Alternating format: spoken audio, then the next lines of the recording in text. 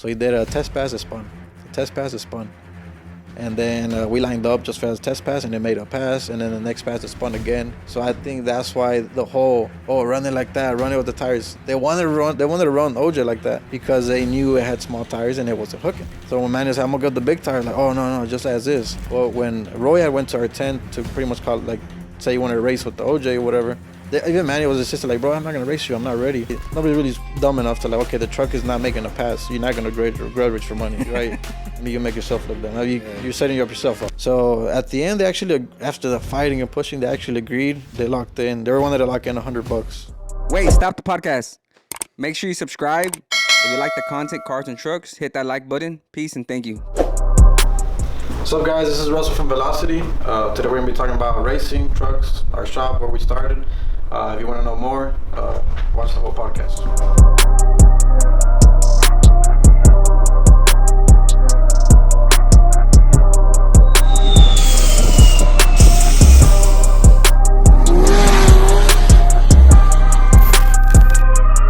Thank you for tuning in to Go Hard Podcast. I'm your host, Noel. Yo, co-host Ociel_Team Billet.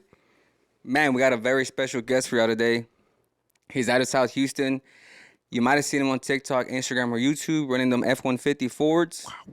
Wow. I think they're the fastest forward drives now. Dude, anything is possible, buddy. They boom, fast. Man. Let's give it up for Velocity Performance.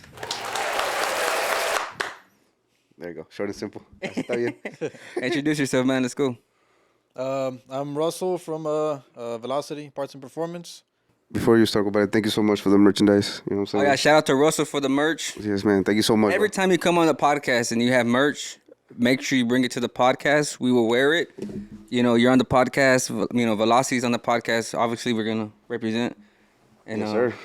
I think we're Team Velocity now. We got a Coyote 50 outside, ready? Yes, sir. Velocity? No, I'm just playing. Introduce yourself, man. All right, so I'm Russell from Velocity. I'm shop based off of South Houston. We have a parts store. We do labor as well, Chevy, and now we're going to the modular, the Ford stuff. So that's kind of where we're at. We've been there for 3 years. Tuning? You do tuning there? Tuning? Nah, we don't really do tuning. For Ford, we use Lund Racing. And Chevy, it depends on the build. We have different people we use for tuning. Like if it's like a 6-speed a car that cam or something, we have somebody we use for that. If it's like a turbo truck, we have somebody else. So it just depends, what kind of build it is. But for the Ford stuff, we really just mess with like turbo, Whipple stuff. We don't really mess with any NA things for Coyote, and we usually just use Lund Racing, and then we use actually Sergio from Automotive Labs for the 21 and up F-150s, the Whipple stuff.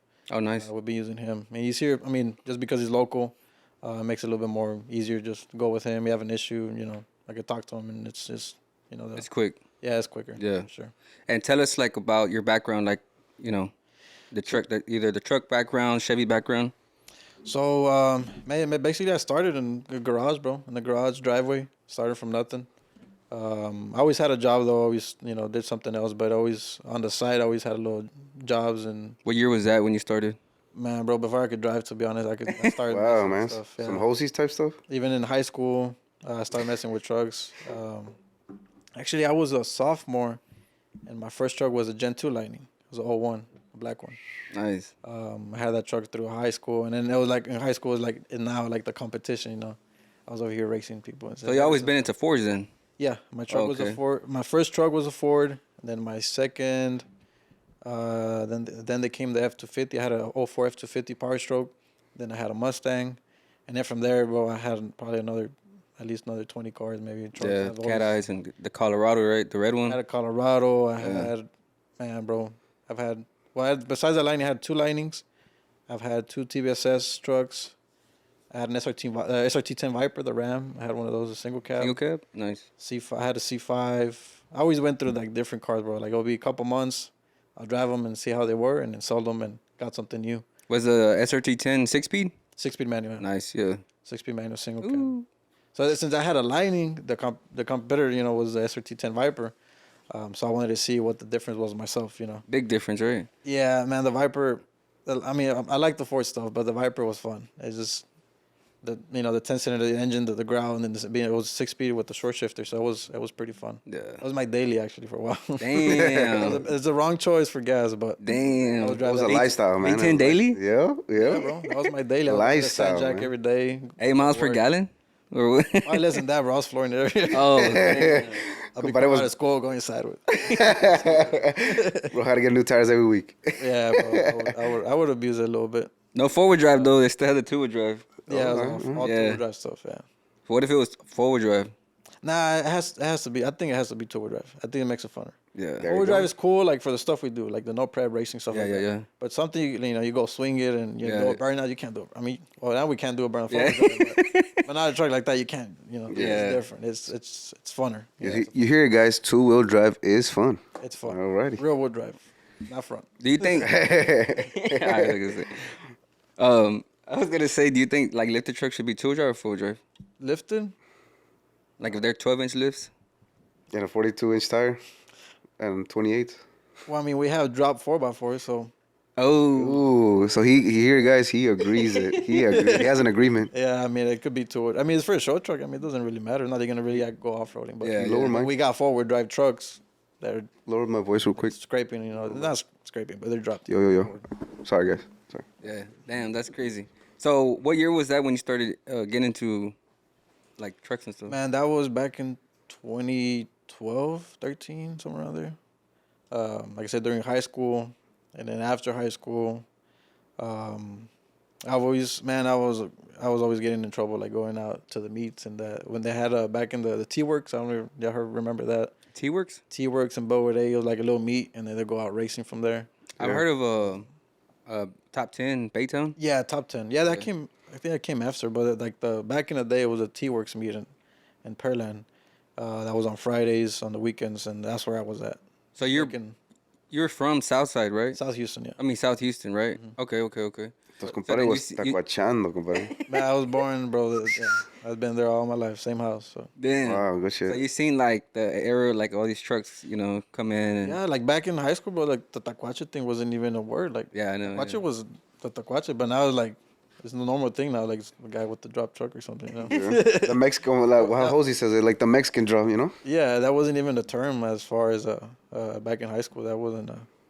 I don't even know what they called it back then, to be honest. But I mean, even in high school, people had drop trucks, cammed, and in the same scene, it was just the social media. The social media wasn't involved back then. It was just The lifestyle. everybody about their own. Yeah, it was a Yeah. lifestyle. Taco Town. I mean, Man, I miss Taco Town, bro. truck. Yeah, on Sundays, Yeah. Sundays a little cruise, and then we'll go racing after that. Like man, bro, it was pretty wild. So I was wild for being 15, 16 years old or something. Yeah.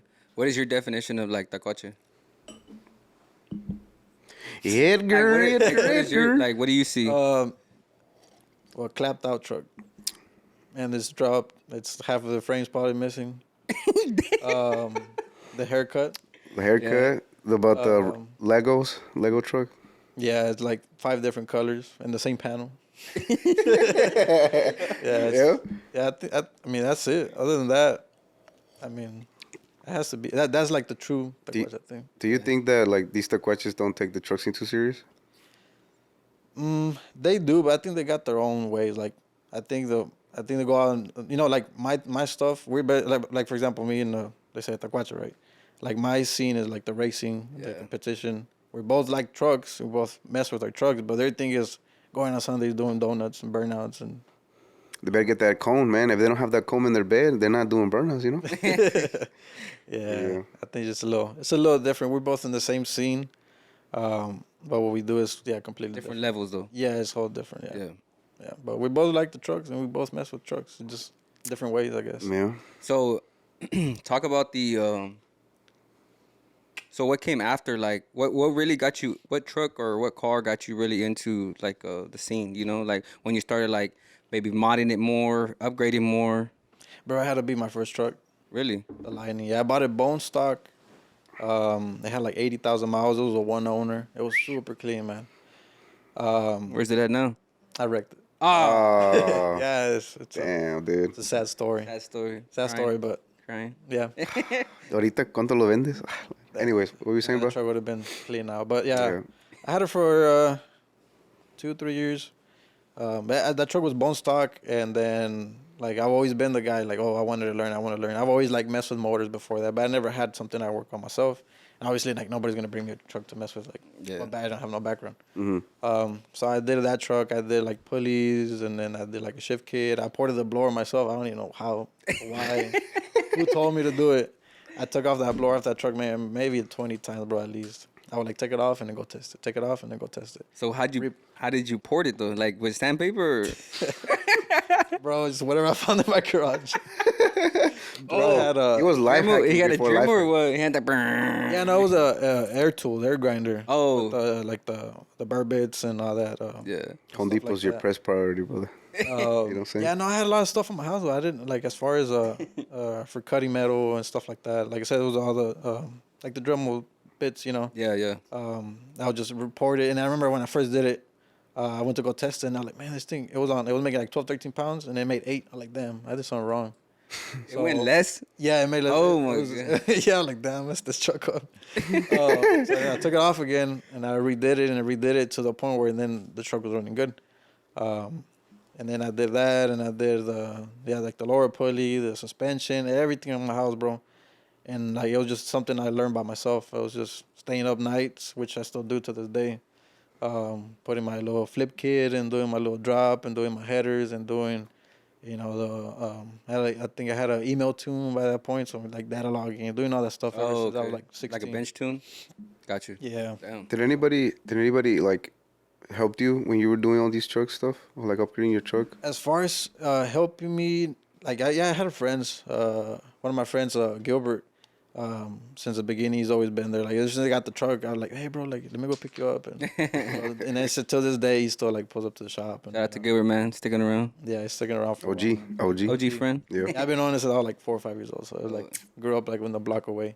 Yeah. But yeah, he'll pull up and he'll help me out, like you know, messing with. Like, we both didn't know what the hell we're doing, but we're doing something right. Mm-hmm. But yeah, he'll help me out a lot, and then I had my cousin who'll come over, stuff like that. But for the most part, it was really just kind of, I never really had somebody that guided me, like, hey, do this, do that. It was just doing it and finding out, you know, if it worked or didn't. Or I remember when I did my first little cam swap on my house, I was like, oh shit, like, it's, you know, it's complicated. On a Chevy or what? That was a Chevy. Yeah, I had a little step side in high school too. That's crazy. And I Man. did it, and I was like, man, I'm gonna do it myself. And I had like, I just had an idea of what it was, and I did it, and it worked. I don't even know where that truck is at now, but it worked. It worked out. Yeah, The second one, like, Who- yeah, probably. Who was tuning like your truck? Who tuned it?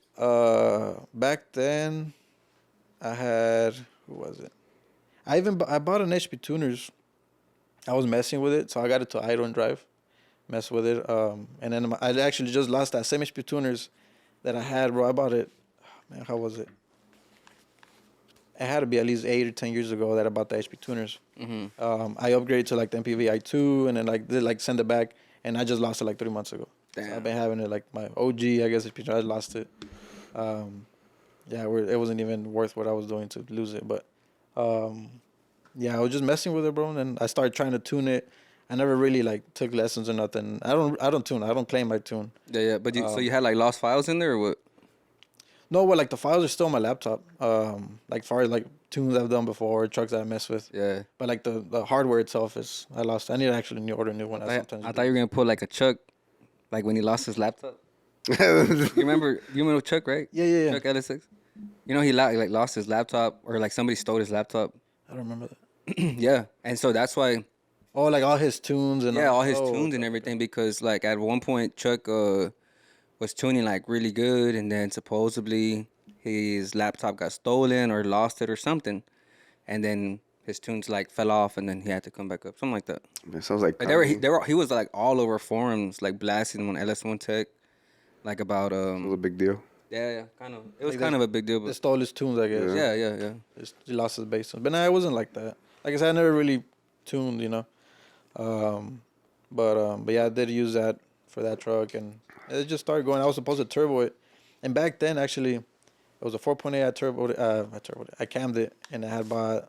I already did. I built the rear end. I put cow tracks, And I had said, like, man, I'm a turbo it and I'm going to make it a 10-second truck. And people were laughing, like, man, you know, wait, run 10 seconds. Now it's like 10 seconds, like, man, you're slow. Yeah. And now it's very, like, any 4.853 will run 10s. Yeah. But back in the day, like, man, he's stupid. You know, he's over here hallucinating. Yeah. Like, nah, it's possible. I thought it was possible. But you know, even back then, there's people running that times. I never finished the truck, though. I ended up selling it. Where did I sell it? I don't know. I was probably clapped out too. That's Anybody like you looked up to in the truck scene back then? man. I guess with the social media, there was never really nobody. There's no YouTubers. There's nothing like I could say like now. I could say like maybe somebody my age now. They're like, oh, I look up to, for example, like Freddie on the gas, stuff like that. But back then there was nobody like there was people messing with the trucks, but not like YouTuber. It wasn't like on your phone. Yeah, no. It was just like I've always had that, bro. Even since I was a little kid, I always had little cars, little trucks. Before I even drive, I was always little RC cars, the nitro cars, and electric ones. Yeah. I'll buy them, I'll flip them, I'll fix them. So I was always like the cars and the racing stuff. Like ever since I was a little kid, bro, I always had RC cars. Had that little famous Matt, the little roads. We talked about that too, bro. We talked about it with Armor. Oh man, never mind. I didn't have one. But man, that's crazy that you had no internet, no nothing to. So when you say you were doing everything by yourself, like that's just crazy to think. Like like if I would get stuck, I would try to. I mean, back then it wasn't accessible. Now, like not right now, you could find a whole write up on anything, or mostly pictures and stuff. Back then, there was like forums, people saying this and that, what works and stuff, but it wasn't exactly the same as it is now. Like 10, 12 years later, whatever it is. Mm-hmm. So easy now, like in your palm of your hand. Yeah, it's so easy. You can find a video building a whole thing and just watch it, and you could kind of get an idea. Yeah. Back then, there wasn't as accessible. You just like most of the stuff, bro. Like I messed up a lot too when I started, but like, I would do something and it wouldn't work out or whatever. But that's just how I learned from the beginning. Just in my house, my driveway, the garage. The garage was. It was a mess. Tools everywhere, dirty. Yeah, I had like a little welding table. I had a motor over here, and then I had it was like a full shop, and I don't even know how. Your dad would be pissed off. Hey, arreglame esta madre. Yeah. Bro. I still haven't cleaning up that garage. But that's the tough. Hey, we're gonna finish the garage. Well, Ahorita. I'm tired. Nah, that's awesome, man. Talk about. What besides Baby King Ranch? Talk about like what truck maybe leveled you up in social media. So that was my OG truck, the purple one. I don't know if y'all seen that one. It's a Magma Red, but they call it a purple truck. Yeah. So basically, when I started the shop, I wanted to build a shop truck. The thing is, I didn't want to do an LS. I've always been a Ford fan. I didn't want to do a LS just because every shop in South Houston, Pasadena does LS. Yeah. I want to do the new stuff. I bought that truck in 2020. I wanted to do the 10-speed Gen 3 platform. Yeah. And I wanted to do something different. So bought the truck right away, dropped it at the VAS 3.5 kit, on 3 turbo. And then that's where I started talking to Emmanuel from Midnight because I needed to build trans. So I hit him up. I got to build trans, and then. And he's pretty much the transmission guy to go to for the 10 speeds, yeah, bro. Like there's the 10R80. 10R80s, yeah, 10R80s. I get a lot of people be like, hey, I'm having issues with my transmission. Oh, you need a midnight trans. Like, oh, my buddy built it. Like, bro, it's not the same.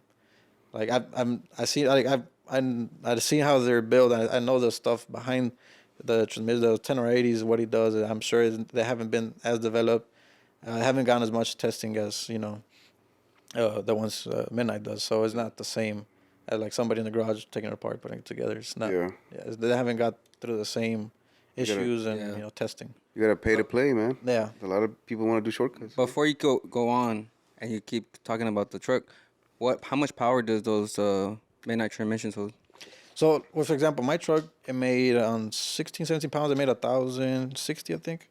But every event I would take it to, it was on 20, 22 pounds. So it was probably like 1,100-ish, 1,150 maybe. That truck lasted me exactly a year. Like I put it on I don't know, February, March or something. And like the next year, like it could almost like exactly a year it lasted. But that was, we were racing out every 2-3 weeks. I was doing dumb stuff at the shop. Damn. Posting it. I would give rides to people like, hey, let's go for like a little video of like reaction, Mm-hmm. So I'll take somebody for a ride and go do some pulls, do a dig, do a roll. I just do dumb stuff. Yeah. With it. But It it lasts lasts me a a year. long- yeah. That's a long time, bro. Like that truck would get abused every week, to be honest. Damn. Nice. And that was when before. Since then, from now, those 10R8s have been through a more updates. Like now, Freddy's truck, the one with the King Cobra, he calls it. That one has a 10R8 as well. It's still an overdrive trans. And that one's been more updated. And now, like, that truck is pretty fast for a 10-speed. And it's been holding up, bro. We put that trans back in October. I think, was it OTM or something? We put that new trans, and it's been having the same transmission since then. He don't race it as often, but for the power he's making, it shouldn't be holding. You know, it shouldn't be. But it's holding, and it's still to this day, it's still good. We're gonna get back to King Cobra, but go back to the purple truck. The purple truck. Okay, back to the purple truck. So I started that truck. Like I said, that's how I met Emmanuel with the trans. And then our first event, where was it? I think it was a shootout. I took it just to go test it. I think one of the first passes, it went like a 950 or something like that. I'm like, damn, shit's, it's fast. What year was this? I think this was in 21. Okay. Because I bought the truck in 20. I think it was 21. I'm like, damn, this thing is fast. And I was riding it. Back then, I was driving it in two-wheel drive because I was like, man, the 4x4 is going to break. Now I'm doing like crazy shit with the 4x4. But yeah, they're like, man, no, if I launch it on 4x4, this shit's going to break in half or something. Like I thought it was going to grenade. But no, it didn't. And then slowly we started learning and the more we went racing, like, man, let me try some of this. And then we tried and it worked. Okay, now let me try this. And then, that worked. So eventually, we've been a lot faster since then. But that truck, I still have that truck. A lot of people ask, like, hey, where's the purple truck? Where's the OG truck? My motor messed up. Actually, the last time we ran it we went to an episode on Street Outlaws. That was the last pass. My truck made it. It came back. It messed up. I already had a built motor, but it's been since September. I sent it back, and I haven't got it back, the motor back. So that's why the truck's been down for almost a year. Damn. It just sits in my garage, and it looks like a damn barn find now. It looks all dusty. And it sucks because I use it as a parts truck. So, like, I need something quick. Man, I'm going to take it off my truck. Oh. Now, the day I put that truck together, God. That's crazy. I'm going to be every little bolt and nut. Yeah, right. It's going to suck. Do you know, like, what's missing? Everything, bro. No, I'm saying, but, like... Nothing in the bro. Not Like, even the frame. The motor is at RPG. I haven't got it back. So the motor's there. The core, I don't know what happened to my core, the transmission itself. Oh. The transfer case was Probably at midnight. I think so. Yeah, I think so. I don't have it, so it has to be there. The transfer case, it was brand. I blew it up. I blew up the transfer case in Oklahoma, and then I put that brand new transfer case, and then the motor messed up, so I pulled that transfer case. I put it in another truck. I needed one. I sold my drive shaft. I sold the turbo kit. Man, I sold everything, bro. I got like in the intake manifold, the steering wheel. So it's pretty much a roller. Yeah, it's a roller right now. Oh. Complete roller. Do you think that you're gonna bring it back? Oh, yeah. Yeah? Yeah, it's coming back. You can make some good content on it. Nah, he doesn't think. He knows. Oh, it's knows. coming back. He knows. Just let him cook, bro. Let him cook. Let 'em I'm good. Hey, talk about Street Outlaws. How was that event? Like, how did they contact you? How did you get the, invitation? I got invited through Manuel, Okay. Midnight. So he got invited, and they like, hey, you need a group of a couple of people, from Texas, to come and. I think it was some people from Dallas invited him and invited me, so it was supposed to be a little show of like street cars and street trucks, not like those promos they have. So they had their episode where they built the little street cars, little 1,000 horsepower stuff, and then we got invited. We went the first time. The experience was badass, man. Like it was pretty cool. And then when the episode came out, like, damn, that's crazy. Discovery Channel, Yeah. Did you ever think you would be on TV or? Nah, hell no. How was the feeling? Like, it was cool. It was cool, like watching like Discovery Channel and coming. I mean, I'm not saying not like the people who actually come there every week. I will just maybe it might be just the first and last time I go. Yeah. But at least we got to make it there. It was pretty cool. And that was actually I think we were like the first to 8 would win the whole thing. I think we all put like 1,000 or something. So it was a total of 15 races, and we were down like 0-3, and then we started coming back up, and then they put me at the very end. I was the last race, so it was gonna come down to me, the decision of who won. Mm-hmm. And I like, bro, I was so nervous. I was like, man, I'm about to look stupid in TV. Like everybody's gonna be talking shit for months, like I was other stuff. But the car preview before me, he lost his race, so we lost the first to 8, but then I still won my race. That was the last pass I made on that truck. After that, the motor messed up and sent it back to RPG, and I haven't got it back since. But So when they have like TV drama and stuff like that, when they fight, they actually bro, that's real, real. 100%. Really? They tell it like, if you they said it like, man, if you're gonna like talk shit or punch somebody, make sure there's a camera on you, like, stuff like that, like straight up. So straight I up. don't know if I should be saying this, but that's what they told us. That's what they told us. Like, I mean- like they're like, be you times 10. I'm like, well, I'll be just more calm then, I guess. I don't know. Yeah. But Imagine you go pull up, man. Sorry, man. You know what, man? I'm gonna do another rack on you, bro. Let's race right now. no, yeah, that's all straight up. Yeah, like the beef and the pushing and the like, yeah, it's all real. Like, Wow. yeah, it's all real. People are like, no, they get it's like plans. Like, no, they just like be yourself and just do the thing. Yeah. Wow, that's crazy. Yeah, I always thought like, man, it's bullshit. Ain't it? So they're gonna come out with like, go put the same tires on. Go put the same tires. Dude. Yeah, I was like gonna- that, I like was- that drama that happened that day. Basically, like the same thing. Like it's Really? real. Like, that was real. Like, you know, I was, Yeah. I was gonna say that they're gonna have like a makeup artist and the lighting and stuff like that, you know. they didn't make it on time. But man, do you mind if we talk about the little situation happened with El Compadre Pasadena in the race? Yeah. Go ahead. So that I guess that weekend. Yeah. What 'cause you happened? were talking, you were bringing it up, and I was like, you know, You know what's crazy? Talking about that. We planned the podcast before that happened. Yeah. Like we planned the podcast I think a week before, 2 weeks before. Yeah. Like we didn't even plan this Nah, bro. after that. like what are the chances that you guys pull up like that? And then I was like, we made the video with the corn dog, and I was like, dude, let's get it. Did you see the corn dog video we made? Yeah. It was just I was gonna bring it, bro. You want a corn shits dog? and, Put it up. just shits and giggles. You know, it was Yeah. pretty cool. We just No parody. Yeah, we thought about it. We were like, man, let's make this video. It's be bad. Yeah. And it's funny, like that corn dog thing. Like it almost looked like it stayed. Like why the hell? Bro, what is I white? don't even know how that came up. Like what was that guy? That guy was like the security. I guess he was just walking with his corn dog, and then he just happened to. I don't know. Hey, man, I'm gonna kick you out. Hey, nah, just- Bro, you know what? I didn't even know. I didn't even know H&P sold those long ass corn dogs though. Bro, that was an extended mag. corn dog, bro. Bro, not even that, bro. It's like the fact that he put the corn dog back, and I could tell like boys just touching the corn dog. Like, no, ya pa' qué? I don't want to eat that Yeah, corn dog. I No see more. people like smacking. Yeah, and I was like, ya pa' qué quiero esa pinche corn dog? Ya tirarlo a la basura. Yeah. He probably ate it like, damn, oh shit, sweaty. Oh, no, I was like, man, bro. So that corn dog's a legend, bro. Yeah, that corn dog. Yeah. Pero ¿por qué? Why the fuck? He could have just like, vieja, agárralo, tíralo a la verga, no sé. Bro, and I thought I didn't even notice that, bro. Bro, I didn't even notice, and I saw the video. Like, man, why the hell would you do? Like, I don't know if he was trying to make people laugh so they could stop fighting. Or Yeah, what. but he looked serious, bro. He was Dead serious. He was serious. serious. Yeah, he was That's serious. I guess he was just walking around with his corn dog and happened to run into the fight. He deadass didn't even have no fucking, ni le mordió, güey. Not even a bite. He probably put it in a little showcase now. oh my The, god. Corn dog. Hey, nah, but for real, I think that was his. Like he brought it from his house or something. So what? las viejas a la- Corn dog. Eh? Cause I don't think they don't sell those long corn Glizzies, dogs on man. at H&P. You gotta be VIP, I guess. So, Shit. Yeah, I mean, brought his own. I guess he brought his own. Well, shit, I mean, it looked like he was just walking there for a while with a corn dog, bro.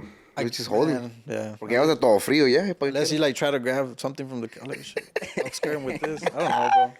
That shit was funny, bro. And then hey, fucking sword. Bah. about to smack somebody. Yo, let me mad as shit. Put it in their mouth. Yeah, that's what I'm saying. I was be mad as shit. He fucking put the glizzy on my face. I was like, ahora sí? Man. Nah, that shit was funny. It was funny after, like, at the moment, like, oh shit, like, everybody's about to fight.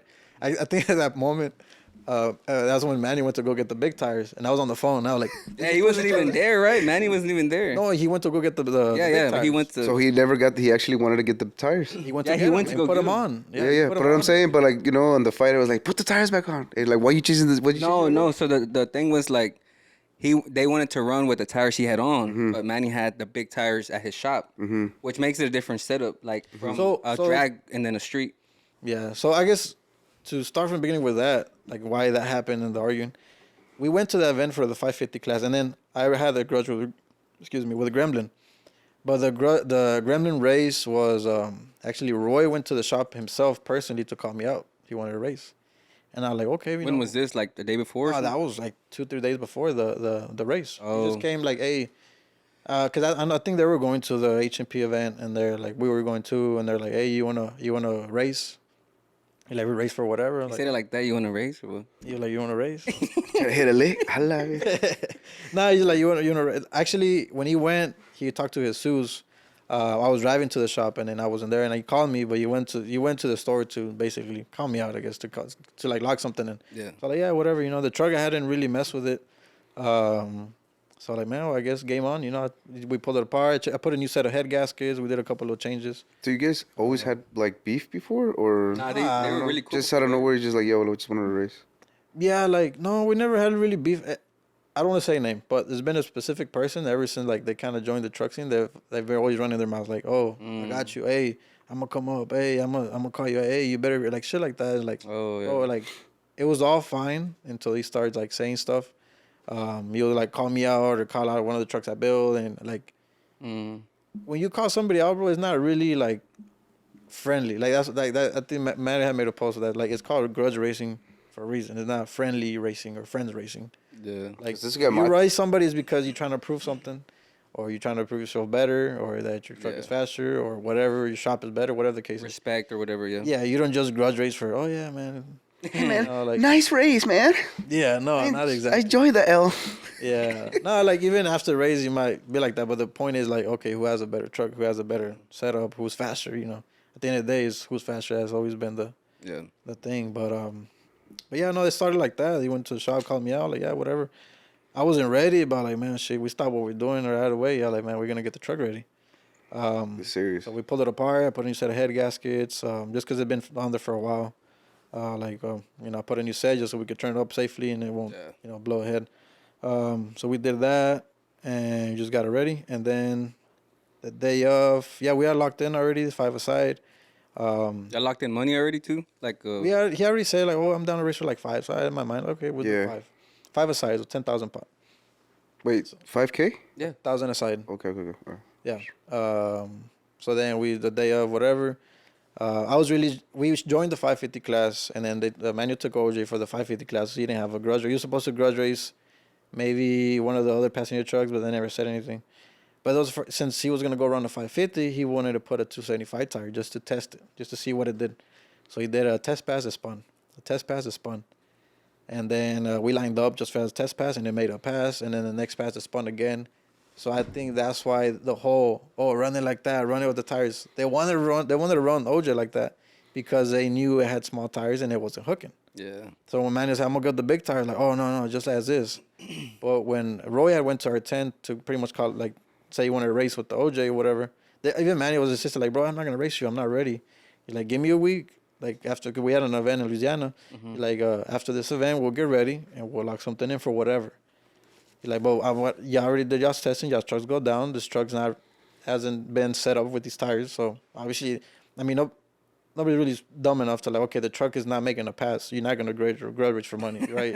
I mean, you make yourself look dumb. You're setting yourself up. For failure, yeah. Yeah. Yeah, so that's the whole thing. So once he went to go get his tires, meanwhile, Jesus went to go talk to Pasadena to lock something in. He's like, I'm not want to waste Emmanuel's time of going all the way, driving an hour to the shop, driving back. That's the whole thing of like, nah, run it right now. And Jesus is Houston Street Monsters, right? He's a Street Monsters, yeah. He's the owner of OJ, and he was like, no, like we agree, we want a good race, we agreed that after y'all done with this class, we're gonna run, we're gonna grudge race, and the setup with those tires was already tested, so they know it's gonna go down. So at the end, they actually, after the fighting and pushing, they actually agreed. They locked in. They were wanted to lock in $100. And they were on to lock in $100 per punk out, and it would race for 500. Is it worth it though? No, bro. Man, we changed spark plugs on this truck like stupid, like just a spark plugs or like a little whatever. Yeah. It's already $500. The tires are $700-800 for the pair. Like, Yeah. you could race for $500 if you got a little stock truck, I guess. I don't know, but 5.3 motor. Yeah, a little 5.3 cam. Whatever. You don't have to be cam. Yeah. Just saying, like, something budget. Yeah. But not a truck like that, man. There goes a lot of time and money on those trucks that when you grudge race, you got to grudge race for money. Whether you lose it all or make it all. I saw that. Yeah. But for $500, bro, that ain't shit. Isn't even worth it, like, making it. But whatever. It's for a bragging race, right? Yeah. So they locked in at the end was 500 punk out, whatever. So that happened. Manu shows up, put the 315s, and they agreed on the test pass each. OJ made a pass, like it hooked and it went fast. So they were like, shit, it didn't spin. So that's when they were like, oh, the whole let's roll race and let's do something else. And if they really wanted a race, they could have raced the next day because HMP's open on Sundays from 4 to I think 10 or midnight. So it was already, bro, like 3 in the morning. Like, man, within 12 hours, I could, if I really wanted a race, because they're the ones that came to our tent to call us out the same way they came to our shop to call us out. Yeah. That's crazy. Like in my case, like, bro, the guy that loses usually calls for the rematch, right? Yeah. I wasn't saying shit. Like, I was like, okay, they at the shootout, it was a close, bro. It was stupid. They wrong. I think Gremlin beat us by like 0.05 of a second. Like, it was stupid. Really close. It was, man, bro. I couldn't like God damn, that's nothing. Yeah. I was like doing the math, like how long is at this speed, this time, like, bro, like it was stupid, man. How was your reaction time over there? Which one? HMP. I mean, HPT. Man, so at that race, Because you're the driver, right? For yeah, I'm the Baby King driver. Ranch. Yeah. So I don't know what happened, but I slept a bit, and King Ranch made a faster pass, but Roy beat me at the reaction, and like at the end of the whole pass and reaction, everything was 0.05 of a second. that could have made a difference. Oh man, bro, my reactions average like bro. I do like maybe 0.40 or 80s are bad. I did a 1 point something like Yeah. I don't even know. Kinda No, stuff. not 1 point. It was on a second. It was a 0.1 Yeah. something. I think Roy I think he almost red lit. I think he had a little bit deeper stage. He did like a something reaction too. It was like super close to red lighting. So we're like on opposite ends. I was like a slow reaction. He had like almost red light reaction. So that's just the reaction itself made the difference of that race. He's been driving for a minute.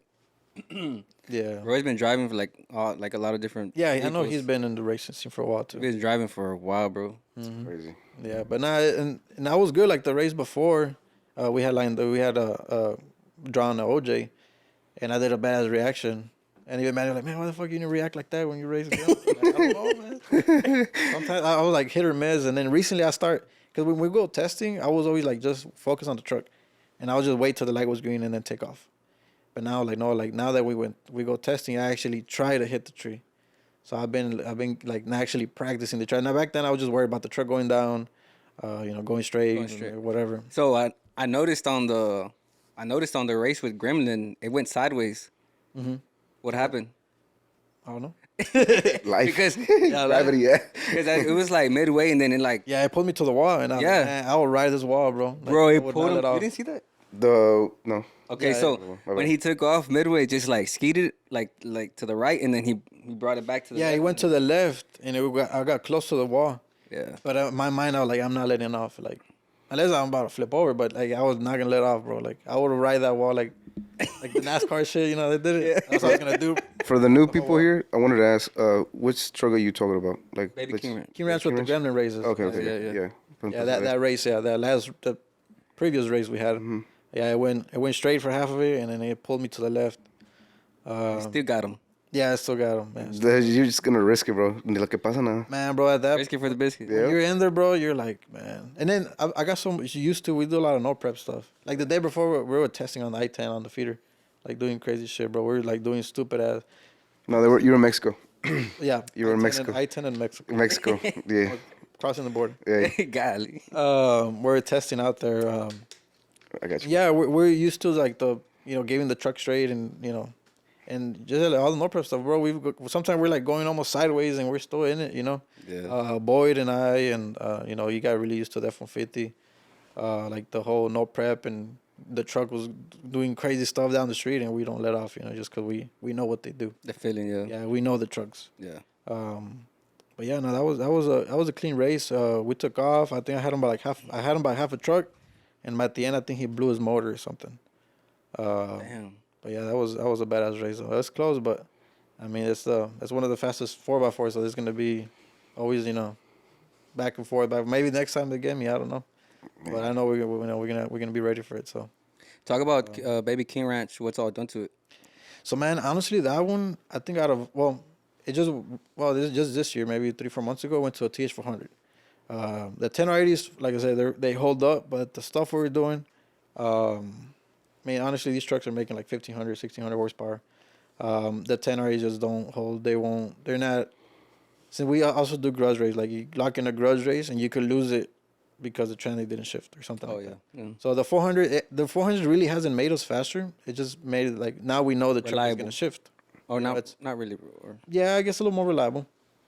Now we could count on the transmission shifting because they're M&M transmissions. They're built for like 3,500 horsepower, something like that. yeah, So it's overkill. they're bulletproof. Yeah, they're bulletproof pretty much at that point. But the whole 10R80 to 400 thing was for it to hold. So we do a lot of racing. We do a lot of just on the bro. Just when we go testing, sometimes we go through a transmission. So now like we just put a new trans. We messed it up in testing, and we got to put a new trans for the van, and it's just like man, it was too much of like transmission. And like I said, for a stock motor or a truck making 12 to 13, it's perfectly fine. You know, they hold up. Like I said, Freddie's been having his for quite a while now, and it's been holding up. He don't grudge race a lot, or he don't really race it, but the times he has, it's been fine. Yeah. So that one has a 400, still has a stock rear housing, stock front diff, stock front axles. The motor is it's an FFRE. We've been having that same motor for almost a year, and it's been holding up pretty good. So I think out of all the motors, like my truck had an RPG motor, man, it was expensive. It was a whole long block. Probably costed almost 3 times as much, and that one is like almost a budget built motor. It's has a boss crank, it has manly rods, manly pistons, sleeves and O-ring, and then like stock heads, just valves and springs, head studs. That's it. And then we do other stuff with like the cam timing and stuff Twin like turbo. that. Yeah, twin turbo. We got the biggest thing, man. Twin turbo, yeah, obviously, bro. Obviously, yeah. Nah, bro, it's all motor, bro. Twin turbo motor setup. But yeah, that thing's been holding up, bro. And y'all built it completely at velocity. Yeah, everything. We did the suspension there. We did the drivetrain, the 400 swap, the motor. I assembled it. I got the short block, assembled it as a long block, dropped it in. The turbo kit was built by Basie Performance. He did the hot side, and then for a while we're running an on-3 turbo cold side, and then he did a custom cold side. So the only person that's touched it was Basie. And then we did what else? Yeah, we always messing with suspension. We just did a new gearing. What else? Yeah, just little stuff, but and it's tuned by Lund. Is he in Houston local? No, he's in Florida, I believe. Oh damn. Yeah, so it's like data log. Send him the log. He'd be like, okay, you know, make stock ECU as well. Stock ECU. Damn. They ran by AMS 2000. So it has an AMS 2000 for the shifter, for the boost. Yeah, stock ECU still. And we're racing, like, for example, people are like, oh, no, Chevy's better. But if you compare, bro, like, for example, like, not talking bad about the truck, but, like, for example, Gremlin, right? You know, I think it was a 427. It has bigger turbos, bigger. It has a Holly. It has running on M1. It's, I believe, ladder bar. It's mostly, like, tubular, not a full tubular truck, but, you know, for the most part. And this truck is, like, a stock frame, leaf spring, stock rear end housing, stock ECU. Stock leaf springs? Yes, leaf spring. That's still leaf spring. Damn. Cow tracks. That's what I ran. Yeah. Mm-hmm. That's crazy. Yeah. So it's like if you compare them, bro, they're not really like the Chevy should be a lot faster. And it's like you have was it 5.0 to a 7.0, you got what 40% more motor, but somehow the Coyote is still faster. That's as fast or faster with smaller turbos on less boost on a smaller motor. It doesn't make sense, but. You know, that's what it is. It's crazy. Make it make sense. No. Yeah, straight up. I think it's less is simple, less is faster, you know? That's what I think. Yeah. Then you have, like, not a perfect setup, but you have a really, really good setup on the King Ranch right now? Yeah, man. We do so much testing, bro. We're always trying new things. Like right now, actually, I'm going to be there for probably till 3, 4, or 5 in the morning after here. We're making a two-wheel drive now, and we're testing some other stuff. Why two-wheel drive? We have a grudge race with another Pasadena truck this weekend. Oof. And it's a two-wheel drive truck. And I was like, well, my thing is if I'm racing on 4x4, I'm trying to compete with the 4x4 trucks. If you race a radio truck with the 4x4 at a track, there's no advantage on being 4x4. The 4x4 advantage is like no prep stuff, street stuff. Or if the track is just shitty, you know, the 4x4 really works, you know. But if you had a badass prep track, you're at a disadvantage with the 4x4 because now you got more, you know, drivetrain laws, you got more weight, you got more, you know, the power goes to now 2 axles instead of just 1. Yeah. So, and it's like another 200-300 pounds heavier. So it's not, you're at a disadvantage. Got you. So, you know, this guy has been calling me out, and we already raced, and he got me the first time. And what's his name? Gustavo. Yeah, he's been. It almost seemed like the King Ranch is the only truck in Houston because he's always calling me out. Like, bro, he got me the first time. He got me the first time, and then we made changes since then. It's gotten a lot faster since then. But like, well, if I'm gonna race him, I'm not gonna race him forward drive. He has a two-wheel drive. We'll race it on two-wheel drive. You know, that's we're trying to see. You know, the point is like, oh, who's a faster, I guess, two-wheel drive truck? We're racing two-wheel drive. You have a 4x4. We're racing 4x4. That's just my idea. You know, Are you gonna race this Friday? You said. yeah, right. So in what 2-3 days, We should go, HTP buddy. or what? XRP. Oh, XRP. Dallas. Oh.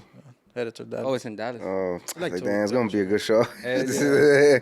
I haven't said much about it, but yeah, it's going down. So we still gotta do some changes. I'm gonna try some new stuff on it, and we're gonna go test. I think we're gonna try to go test sometimes a week, or maybe we just pull up and run. So we'll see. What does it weigh?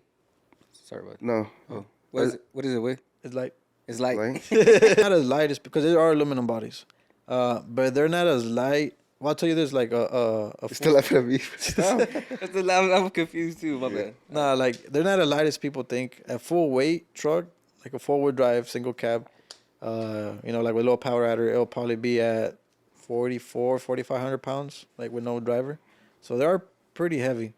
They're People about think the same as Chevys. Then. Yeah, man. Honestly, they're about the same. Even though they're aluminum bodies, steel bodies are over 5,000 pounds, but the Fords. But yeah, they're not that light as people. Are like, oh, you got aluminum. Now we got like, for example, King Ranch has carbon fiber doors, Yeah. Ooh. carbon fiber panels. But we took off an aluminum door, put a carbon fiber door. It's not like we shed 100 pounds. Like no, it wasn't that big of a difference. Yeah. We're competing against aluminum. When it's a steel door, then yeah, man, it's a big ass difference. And then the bigger difference, like the carbon fiber stuff we did, was the front bumper. Front bumper is the only steel part on that truck, really. We changed the tailgate. It was aluminum tailgate, carbon fiber tailgate. The rear bumper was actually, they're steel, but like small little panels. They don't really weigh much. And the carbon fiber was like, they're a lot lighter, but there's not really much weight differences. And the doors, they really make the difference. Like on the King Ranch, it has carbon doors, but it still has like the glass windows, and they still go up and down. Wow. Once you do like the plastic windows then that's where you take the weight off the motors, the rails, the window itself. But like, yeah, the people get scared like, oh, is that the truck with the carbon fiber? I ain't gonna race it. This guy's carbon fiber. Like, yes, it looks. I like it because it looks more exotic. You know, like Yeah. for me, it's like, So you did it for the looks more than the weight. yeah, well, we would go race a lot with no panels like not too long ago. We'll like no front bumper, no front grill, no tailgate, so people would be like, oh, that's a tailgate class. You don't even got a tailgate, you know, stuff like that. Yeah. So people would complain that the trucks were like in pieces almost, and they look kind of cool. They look like kind of mean, but people were complaining too much. Yeah. So we're like, okay, well, I got somebody to make the carbon panels, and now it's a complete truck. Who was it? Do you mind asking? Or like with the carbon fiber doors? The plug. The plug. Bro, I really want to know, dude, because I never seen a truck door carbon fiber. And like, ¿cuánto te cobró, you know? How much did Well, we sell them. We have them. We get them batches like 5 kits at a time.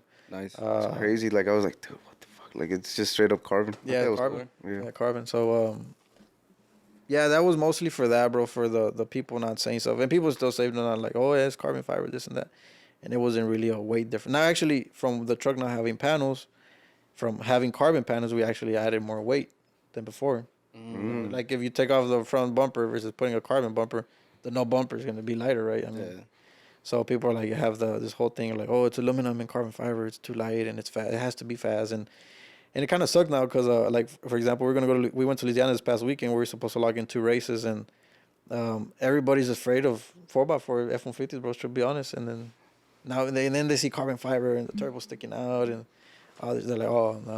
Hey, I would too. I'll be listening to They know better, I guess. I don't know. They're scared of them, bro. Like, a lot of people are afraid of them.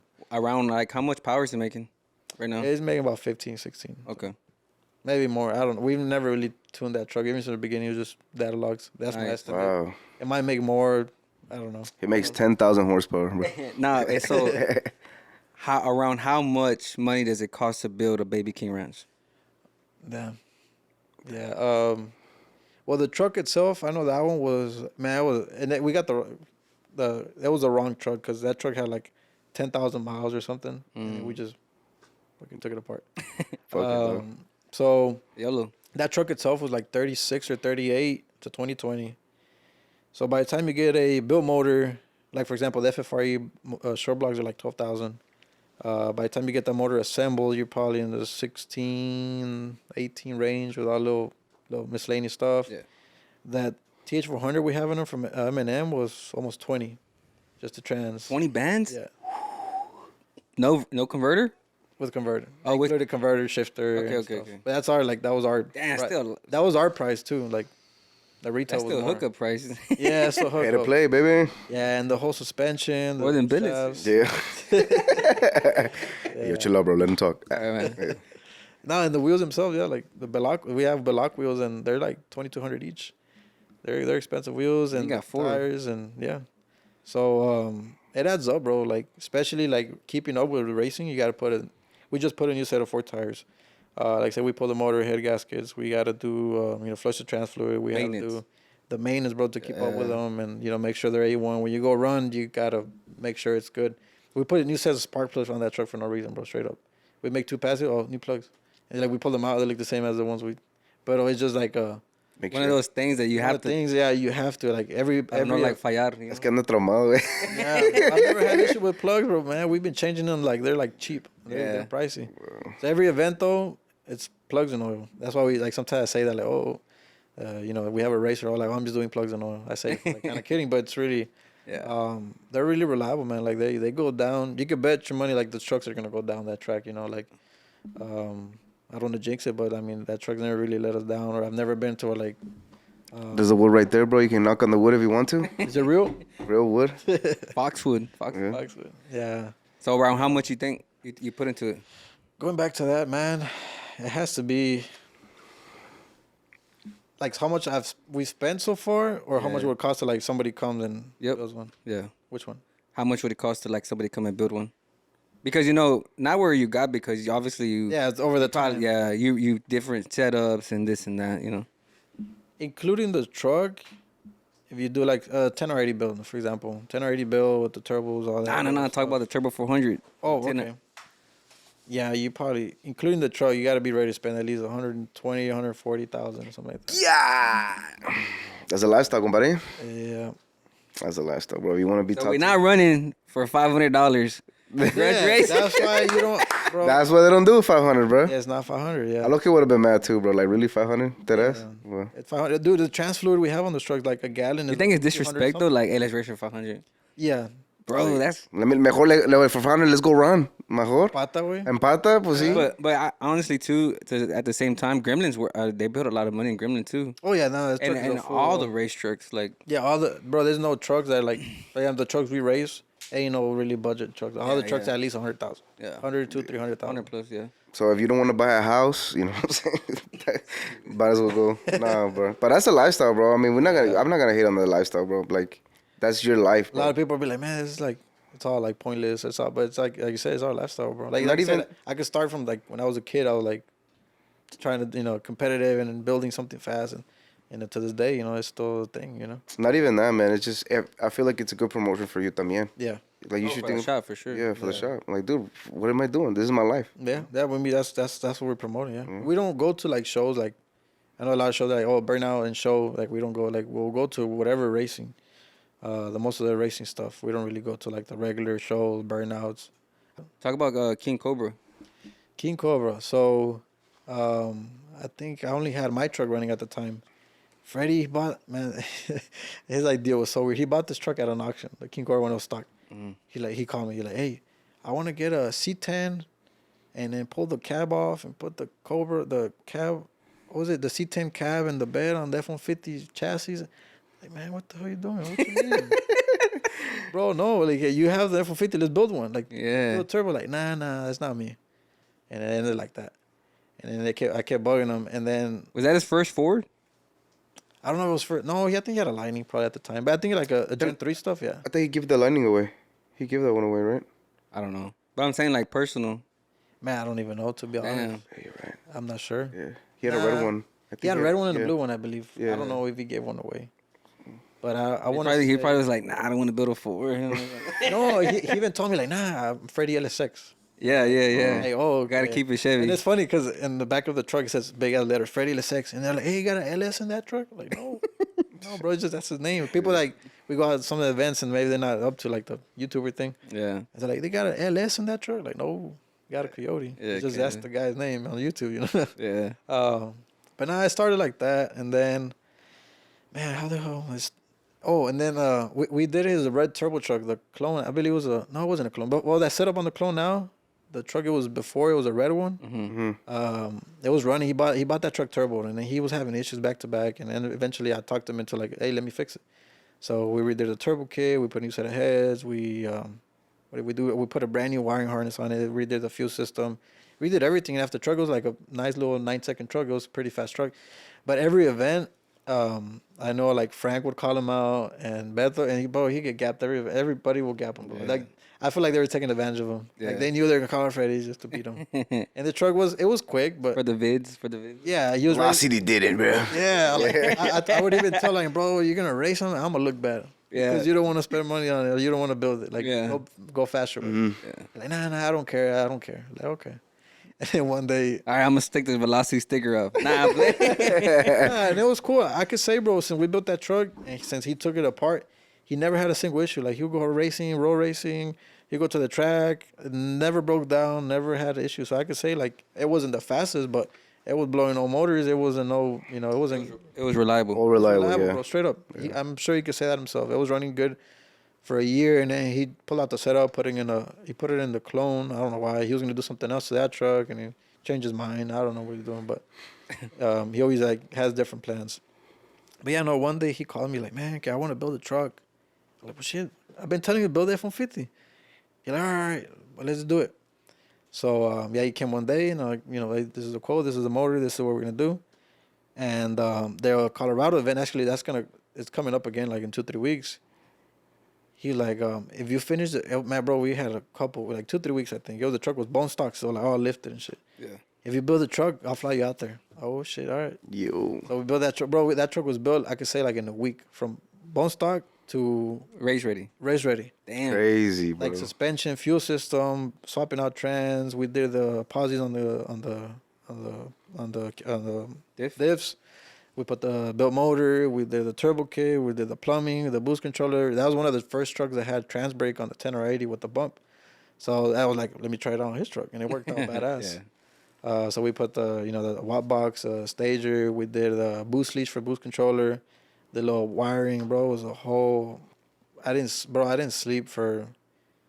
Like out of a whole week, I slept maybe a couple hours, bro, straight up. Yeah. And I'm that type of person, bro. Like if I'm gonna do something, I would go 2-3 days no sleep, and I'm not taking no drugs. I'll probably drink a couple of those, but Little Adderalls. nah, bro, like Ready to go, buddy. nah, a lot of people think that, like, oh, probably on something, but nah, that's just how we are. That's how we am. Like the guys at the shop too, shout out to them. Like they straight up, every time we have something to do, whether it's like we will work till the sun comes up and they're there, Hey, bro, why is your lip going blue, bro? Why you moving? Why you tweaking, bro? Bro, look at my Red Bull. Oh no, you're right. Why you looking your mouth tweaking? Another guy. Nah. But no, we finished the truck. We tuned it, like on the street, like data log. It looks good. We loaded it up on the trailer, and that's our freight. What's up with the flight?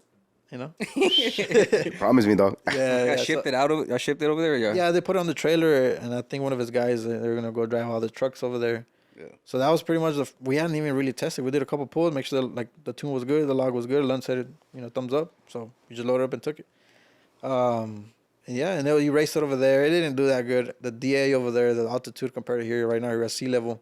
Oh, At the track we were at, bro, it was like 8,000 over sea level. The DA was like 10, 12. That truck wouldn't even hit the two-step, bro. It was bad. Yeah. It was stupid. So We need a whole different tune. no, not even that. It's just the air is so thin, the trucks won't build boost. Like you can't actually Freddie even was, hey, put nitrous. We mounted the nitrous bracket. And that was it. 'Cause I didn't have time to put the whole nitrous. Yeah, I had so much shit we had to do and this and that and shock relocation, anti-roll bar, a bunch of stuff. We welded all there at the shop. It was a crazy week. So you went to turbo and nitrous?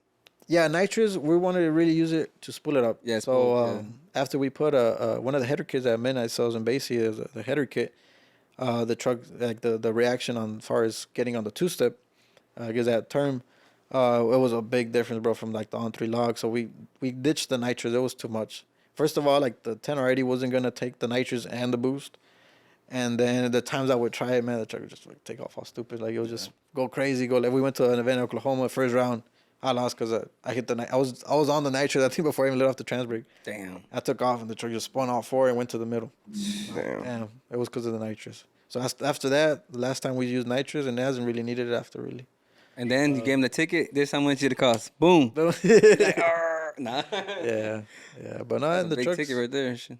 Yeah, no, the truck's been good after that, and I've been telling him all year, bro, let's do the 400. Let's because when this truck was done, it was one of the fastest 4x4s. Then, that was what last year, end of last year.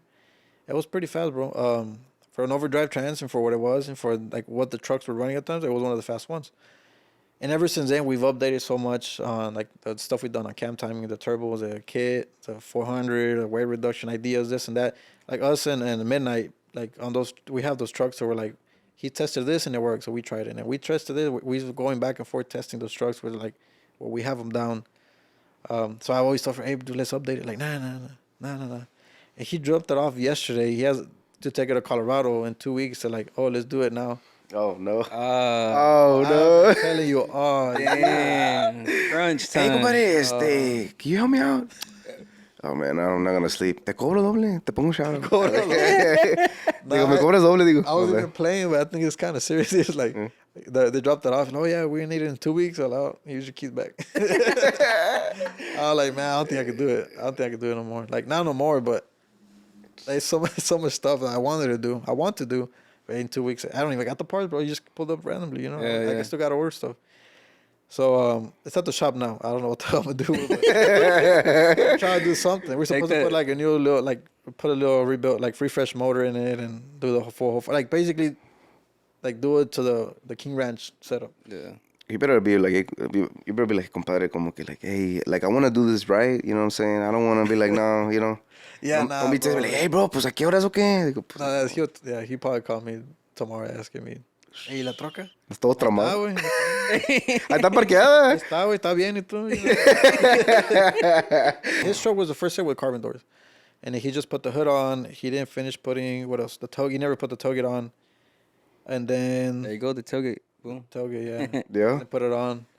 A couple things. He bought the whole set. The set is doors, front rear bumper, hood, tailgate. That's pretty much all. People wanted to do the fenders, and they're like, well, the fenders are already hollow and they're aluminum. If I put the carbon, they might even weight more, you know, at that point. Yeah. It'd probably be for looks, really. Mm-hmm. But putting a aftermarket door with an aftermarket fender with aftermarket hood, I'm afraid of. Then the lines start looking one of them clapped out Chevys. If you know, you know. If you know, okay. I got the Gap on the doors like this big. Yeah, right. Are y'all the only ones in the States with like fast F-150s? I could say, like us at Midnight are have the fastest Fords, I would say, in the country, bro. Because I don't think anybody's running as fast as we are. Yeah. I know there's fast trucks out there, but they're nothing close to what like OJ and Freddy's and like King Ranch is nothing close. Like nobody really. I don't think anybody puts the time we put in the truck like we do. Like man, I tell you, bro, I've been doing some dumb stuff. Like we were like, we're like go testing, come back. We're out for another day. We try something else, go testing. Like stuff where people are like, man, y'all stupid, y'all crazy, but bro, crazy gets you, Yeah. That's where you get those results, bro. Doing different things, crazy shit. Yeah. Mm-hmm. That's where you get the difference. Like I said, we pushed this platform so much, and we've sticked on the Gen 3 F-150 platform that like we have it. I'm not saying like right now it's at its fastest form, but we are far ahead from any other person. I'd say shop in not even Texas or Houston, the country. I haven't seen no other truck running the times we're running or or doing the stuff we do. So by far, bro, it's like nothing close. What about the 4x4 class? 4x4 class, it always comes down to like Chevy versus Ford, though. It's always like, and it sucks, man. Every time there's a 4x4 class, like, okay, here we go, we're gonna race each other. Ain't nobody pulling up, bro. Like I think the first 4x4 classes was like some random people, but man, it was just like the dudes were just getting gapped like so hard. Like they're just like, oh, they're not even. I don't even think people are trying to compete in the 4x4 stuff because like I feel like not me personally or us personally like Velocity, but like the 4x4 people like Crawfish and it's always the same 4x4. We're so far ahead of the 4x4 stuff. Yeah. I don't even think anybody's trying to catch up, to be honest. Really? Every time the 4x4 class is Gremlin, Crawfish, OJ, Freddy's, King Ranch. Same. That's probably about it. Same. It's always the same trucks. Damn. I'm not know by mistaken. Did you ever race Crawfish or no? No, I never No. raced them. You guys will want to attend to get a race or no? Yeah, I mean, if it lines up, I don't think we don't have the same. How's I that new guess. setup though? Huh? I said, how's that new setup though? Yeah, I don't know that. I don't. I know they were gonna test. I don't know if they've tested it. It should be a lot faster. I mean, I know that was one of the fastest trucks. That'd be a good, interesting race to watch, though. Honestly. Yeah. But then again, man, that truck's far ahead as far as like what Yeah. it, on the setup is like. I think it has a. I don't even know what the hell motor, but it's some crazy ass shit with them. I don't know, bro. It's like, 454? yeah, it's a whole different ball game at that point. But it's crazy how we still there. You know, like the stock ECU with a 5.0. Yeah. It's like still right there, you know, Mhm. and it shouldn't be because when we go to aftermarket ECU and we go to actually we're building a tubular truck with a billet Coyote motor, so Oh shit. that one's gonna be a whole game changer. I think from now. Gonna be a dog. Yeah, that one's gonna be stupid. It's a full tube chassis, a 2022, but it got a motor that's good for probably twice as much as we're doing now. So it's gonna be, I think it should be stupid. Y'all built it just to be crawfish? No, bragging rights. Yo, that'd be insane though, for real. Like if that really goes down, like yo, imagine, dude. Well, like The honestly, crawfish killer. Nah. yeah, nah, You see? nah, like you Hey, he's a boil, bro. You, you should expect like the crawfish is gonna be congrats. Like it should be faster. Yeah. For We sure. haven't raced. Like I don't know what that truck runs. You know, you always got to fix the bugs after the new build. So I'm sure once they get it to their final form or where it's like finally tuned up, suspend, you know, it's going down, they turn it up. It should be faster. You know, it should be a lot faster. But when the other comes up, the 2022, then that's gonna be at that level. You know, with like a aftermarket ECU with Damn. stupid motor with a tube chassis with 4-link and you know big ass 15x14s in the back, shit like that. So that's where we can compare them. Like okay, you know, and we just man, it kind of sucks though. Like we're doing this build, and it sucks because like nobody's really following besides like Yeah. Gasolina, Midnight, Velocity on the gas, you know, Flaco. That's the only people really pushing the 4x4 stuff. Other than that, unless I haven't heard of somebody, but that's about it. I haven't heard of anybody else trying to go or like trying to catch up. So like we're doing this. I feel like doing this truck is almost gonna be almost pointless because we're already far from the game. Yeah. So it's just gonna go like put a bigger gap on that, you know. Then it's gonna be down to racing the same shops again. Probably be Crawfish and Yeah. you know, racing the same trucks again, racing Crawfish, Gremlin, and racing OJ and Freddy's. You know, it's always the same trucks. And Houston is the only people doing that, to be honest. But I feel like that's what people want to see, regardless of like we go to the event, they want to see Crawfish race, you know, King Ranch. They want to see OJ race, Yeah. Gremlin, or they want to see Freddy race. That's like the talk of the town, pretty much. Yeah. Yeah. Those are one of the fastest ones not right now, the trucks in Houston. So and it just I don't know that 4x4 stuff, bro. It's weird. Like we push it so much, but ain't nobody really. It's not like we're racing 20 4x4 trucks, you know. Like it's always the same little 5-6 trucks maybe. Yeah. And that's it. It's always been like from the beginning. Like I said, the 4x4 class. I remember seeing like some random trucks, but man, it wasn't like I guess they were like, oh shit, like no. You think it's well, it's not really competitive because there's not many trucks doing it. But do you think it's like more, how do you say it, like maybe pricey, or there's not enough like data for 4x4 that people want to dive into it? You know. Man, first of all, I mean, you gotta spend some money, bro. Yeah. You're gonna have to have some deep pockets and patience, as far as testing. Cause for example, like on the Ford stuff, back to the Ford stuff, we're not really like it's not like we have a formula. Okay, with this motor, this trans, this, you know, like this setup, I'm gonna run this. Like no, like all this stuff we're doing, like by the week, is stuff we're figuring out as we go. Yeah. You know, it's not like there's a turnkey setup. Oh, this truck went, for example, 8.0s, for example, and it had this motor, this trans, this, you know, and you could almost copy like the setup as far as like what he had and compare it. But over here, like, there's not really nobody we're kind of chasing. It's just kind of like we're on our own thing, figuring out as we go and going faster. Like, you know, like for example, we did the 400 swap, and we've been already through a couple of stators on the converters. It's a both together converter, and it's like we're testing one. Okay, it didn't work, and then this one didn't work, and this one didn't. If only, I mean, I wish it would be like, okay, this is your perfect stator, or this is the perfect, you know, gear setup. This is the perfect whatever. Then it'll make it easier. It's not really like a cop. So what you're saying is not really like a copy and paste from Chevy. This is like more data logging, testing and Yeah, especially on the trying Ford out. stuff. Yeah, especially the Ford stuff, man. Because before the Gen 3 10-speed stuff, nobody really messing with the Ford platform. I mean, honestly, the 4.6, 5.4 Tritons, I think they're shitty motors. They're trash. I mean, I don't see like they're reliable. The 5.3 is a lot far reliable. And then they came out with the 3-valve motors, and then they're okay. But once the Coyote came out, I think it was 2011, the first year, then yeah, they're like, oh shit, like something going on, Yeah. And ever since then, bro, like the Ford just came up. Even the Mustangs, bro, back in the day, like the 01s. I mean, unless it was a Cobra or a Terminator, then yeah, those were badass. But all the other trucks, my brother had was 96 Mustang, and man, that car, every week was broken down. Bro, you close the door and the whole panel will come off. Like, it was just, that car was shitty, bro. I feel like Mustang people are like, como que, I don't know. It's just always like loud exhaust and just like it has to be a manual. My Mustangs have a bad rep, to be honest. Yeah, they're like, oh, they hit the crowds and this and that. Oh, yeah.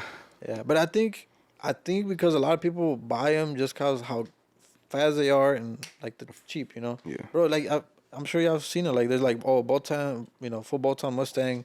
They gap a Hellcat or they gap something. And it's crazy. Like they're super light and they got power. Yeah, and that whole 10-speed setup, the Gen 3 motor, it's just the cars are fast just with simple bolt-ons, and that's why people are like, oh, I'd rather buy this car and spend a couple $1,000 versus buying a car that's like twice as much, and so I think more people having them is more people running into ditches and people and it's over. I guess There's more cars out there, so obviously the more cars there are, the more chances of shit happening. So Boyd has a fast Mustang too, right? Boyd, yeah, I think he has man, I forget how many Mustangs. I think he has a bunch of cars. A bunch of Mustangs. Yeah, I think he has a white one and a black one, and I know he has more, but I don't know. One's called like Martha, and Stewart, I think he calls it, and then the other one's Martha Stewart. Yeah, I don't know. I'm just saying what I know. I think you're gonna say Whitey and Blackie. That's pretty cool. Nah, and then the other one is, I don't know, bro. But I know one's like a twin turbo, one's a single turbo. He has his Mustang, so yeah, he's also in the Ford thing. Yeah. I think I was the last ones probably to join, but I mean I was the last shop to open. I opened 3 years ago versus the other shops have been around for longer. But, I mean we're right there, like for how short we've been open. We've gained. So I think we've gained a lot of ground. 3 years, right? 2020, yeah. Boom. 3 years. Booming. Let's get into the shop. Talk about like before the shop. What made you get a shop? You know what I mean? Like, obviously you're building trucks. What made you step up? Not step up really, but like, move and get a shop. So I always had a job. So after high school, I was doing like online classes. I was actually a welder in the power plants, in the steam gas industry. Blue collar. For the people, for the people who know, those steam gas turbines. I was doing that, but I always, bro, since high school, and then after that, I was working out of town, but I always had jobs at my house, like pending. Like when I get back, I'm gonna finish this, and I already had people, hey, whenever you get back, I want this done to my car, my truck. So I did that for a couple years, finished school, and then I worked at. I had an internship at NASA. I was there for a little bit, and then they got me full time. I was there for a year. Wow. So I worked at NASA for a year once I finished school, and then I got called back for my welding job and full time because I was a contractor, and they were offering me something good. Damn. So I went back. What is something good? Well, if you don't mind me asking. Well, and in the field as a contractor, it was like 40. It depends where we're at, like 40, 45 an hour, and we're working 7/12. So I was out for months. That's why every time I come back, like I'll buy the Corvette and I'll buy the SRT10 Viper. And at some point, bro, like my backyard was full of like it looked like a junkyard, but with badass cars. Yeah. I had a C63. I'm sorry, you said C63 Mercedes. I said Z too many times. Yeah. And I had that one. I had the Viper, I had the Vet at the same time, and my Mustang. So I was like, man, like this shit's getting out of hand, Mm-hmm. I kind of sold everything. What kind of dealership we got going on? Yeah, it was a dealership, and I was like, that's investment, bro. The car, like, bro, I had the damn like the Corvettes like under a tree, shit like that. Like, man, stupid. It was just too much. I had nowhere to park them. Yeah. So I just started selling stuff like that. So like I said, I went back working there for a while, and bro, I think at that point I had more work at home. Like I had too much work at home already. So people were like, "Hey, where's my car, my truck?" Like, damn, like I'm backing out. I'm like falling back. And then one day I got in a fight with one of the dudes in charge. You're like, "Hey, man," because I needed a day off. I had to do something. Like, man, if you take the day off, I ain't calling your ass back. Like, oh shit, like, all right, like, well, don't never call me back again. It's cool, you know. So I left, and then it just happened, bro. Like, I left in that same week. Actually, my shop is like 3-4 blocks from my house, so I could walk there. Oh, I drove there and I saw the storefront. Like, man, shit's open. Like, it's vacant, you know. So I called, and the owner, who also his name is Manuel. He like, yeah, it's available. I'll meet you there in 20 minutes. I'm like, oh shit, I was just asking if it's available. All right. So I pulled up. He's like, yeah, this is this much a month, and this and that. And it was just like, bro, it just happened. I really wasn't planning. Like, I really thought my future was like, oh, I'm gonna keep welding, or, you know, since I left NASA, I guess I'll just go back to welding field in the, you know, the power plants. Damn, but you had a good job, even like from NASA to welding. But Yeah, no, it was a good job, bro. The welding part, yeah, like it paid good, but man, I was always out of town, so I hated it, bro. Like, I would work 7/12s, and I got to a point where I just hated it, bro. Like, damn, like, shit, like, yeah, I'm working, but I would enjoy. I guess I would enjoy when I get back home, but out there, like, man, I just hated it, bro. I would go home, nobody to talk to. Like, I was just there by random ass people, and then I always had problems because I was like the young dude working with like 56-year-olds, so I always had some shit going on with somebody. So I just hated it, bro. Like, man, this shit ain't. I liked it and I was good at it. fuck this. Yeah, yeah. It really got to the point where, like, man, like, everything's good except for my lifestyle. You know, oh yeah, got you. my lifestyle sucked. I hated it, bro. You did the same thing at NASA? No. I finished. I had an associate's in mechanical engineering and design. I was doing 3D printing. That was totally random. Damn, compadre went nice. to college. Yeah, so a lot of prototyping and testing and making. We would do a lot of mock-ups. So, for example, you're gonna send that camera to space, right? To a space station. They had to make a special cushion to, you know, package it and send it out, but they couldn't use that camera for whatever reason. That camera cost $1 million, so they couldn't use it just to, like, oh, let me, like, they had it just put away. So I would, like, make a copy of it and 3D print that, and they'll use that 3D print as a mock-up to test it if it fit the package, shit like that. So I was the guy designing and making 3D prints. I was just 3D printing all day, and I loved it, bro. Like, I would go to work. I came home, I didn't even look like I went to work. Yeah. I was clean, bro. I had my little, Just looking at the my software. little polo shirt, you know, just chilling. My shoes stayed clean for like a couple months. Yeah. Now I can't even take this bro. This thing would look black in the day.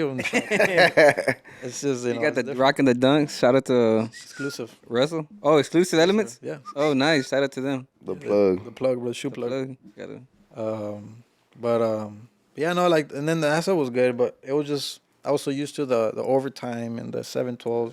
It was just a, you know, Monday to Thursday job, and I was like, man, this shit's weird. Like, I feel like I have to have something else going on. So that's why I went back. And the whole shop thing, it just happened, bro. Straight up, like, it just happened. Like, I had it in my mind, like, yeah, I would like to have a shop, but no, nothing that, like, okay, yeah, this is what wasn't your I do. I was intentions. locked into doing this. Yeah. I just happened to call this guy, and he was like, I'll meet you there. And I'm like, oh shit, I wasn't trying to meet him there. It was just, I just wanted to ask, just curiosity. Man, that's So crazy. it wasn't like you had a plan to open a shop. I, It just I happened. really didn't. I Damn. really didn't. You took a big shot, dude. That's Yeah, bro. crazy. And That's when big I motivation. opened, I was like, you know what? I'm gonna try it. And I literally, like, when I opened the store, at first I started with the store. Like, I'm not gonna do labor. That's too much shit. I'd rather just focus on the store. But it just got to that point where I had to do labor. Just too many people coming in. I was like, man, I was turning so much stuff down. I went to where, like, when I opened the store, I spent I was down to less than $100, bro. I just spent everything on it. Like, I'm gonna try it. If it works, it works. If it don't, then fuck, I just go back to working, you know. So, and it was sad, bro. I walk in there, I had like 5 little displays. I had like 2 old pumps, 1 cam, you know, 2 MSD wires. It was like empty. I always had the headers though, so the headers started even before that. So What brand were they? I was ours. So Okay. in one of my classes, and when I was going to San Jack, I started like, man, like, I need to do something. Like, I want to do something, you know. So I really started with the headers. So I started making a little mock-up, and then for a year I was getting like prototypes, testing until I got them kind of pretty much like produced. So I kind of what kicked us off, bro. We were selling headers like stupid when we first opened. That's really, and I think since COVID year, you know, we had 3-4 tax returns, I guess, with the Yeah. Stems? the stimulus checks. So people were like, bro, like, they were just Line selling up. like stupid, bro. Like, straight up, they were selling stupid. I was going through 100 sets in like a week or two, like, straight up. It was And these are Chevy headers? Mhm. And we still have them. Yeah, Chevy headers, 99 to like 13. Now we have 14 and Ford stuff, F-150s. And they're 2-inch or 1 and 7/8? 1 3/4, 1 7/8, and 2-inch. Oh, So damn. we have all those. That's sick, So man. that's kind of what kicked us off, bro. That's kind of what pushed us. And then from there, I got more inventory. And then a couple months later, like, man, I'm gonna get a shop. Got the shop, put a lift on there. start getting work, and they're like, well, I need to hire somebody. So I hired some people, and now we have 2 shops, and then the store is now we just doubled the size. Now we got the place next door. Damn, nice. Wow, man. So yeah, it just Congrats. started from. For real. Appreciate it, but yeah, it just started from. Like, let's see how this goes, you know. Like, I really wasn't planning, bro. Like, Yeah, I was awesome. just, I always liked the cars, and I was like, man, I'll do it on the side. I like the racing stuff, but it's nothing like, oh yeah, I'm gonna have a shop, or I'm gonna work at a shop. I never wanted to work at a shop. It just happened, bro. It really straight up, it just happened. Like, it just happened. Like, I called this dude, and he's the one that told me, I'll meet you there. And I was like, well, I'm like 3-4 blocks away. All right, I'll go check it out, I guess. What's your slogan for Velocity? You have a slogan? Not really. I never You thought should about say it just happened. one. It just happened. It just happened. Yeah. Yeah, bro. It's straight up. Hey, And we need a cut. Look at it. We did a cut. hey, It for just real. happens. Get the papers, dog. Nah, Like the but slogan, right? huh? It just happened. It just happened. That's a good. Tight. That's a shirt right there, bro. Swear to God. It just happened. Yeah. I mean, you know, you probably. Think about it. That can mean a lot of things, but I don't know. Oh yeah, it just. He said, "Go fuck yourself." No, it's not gonna work. Yeah. He said that ain't gonna happen. I think that.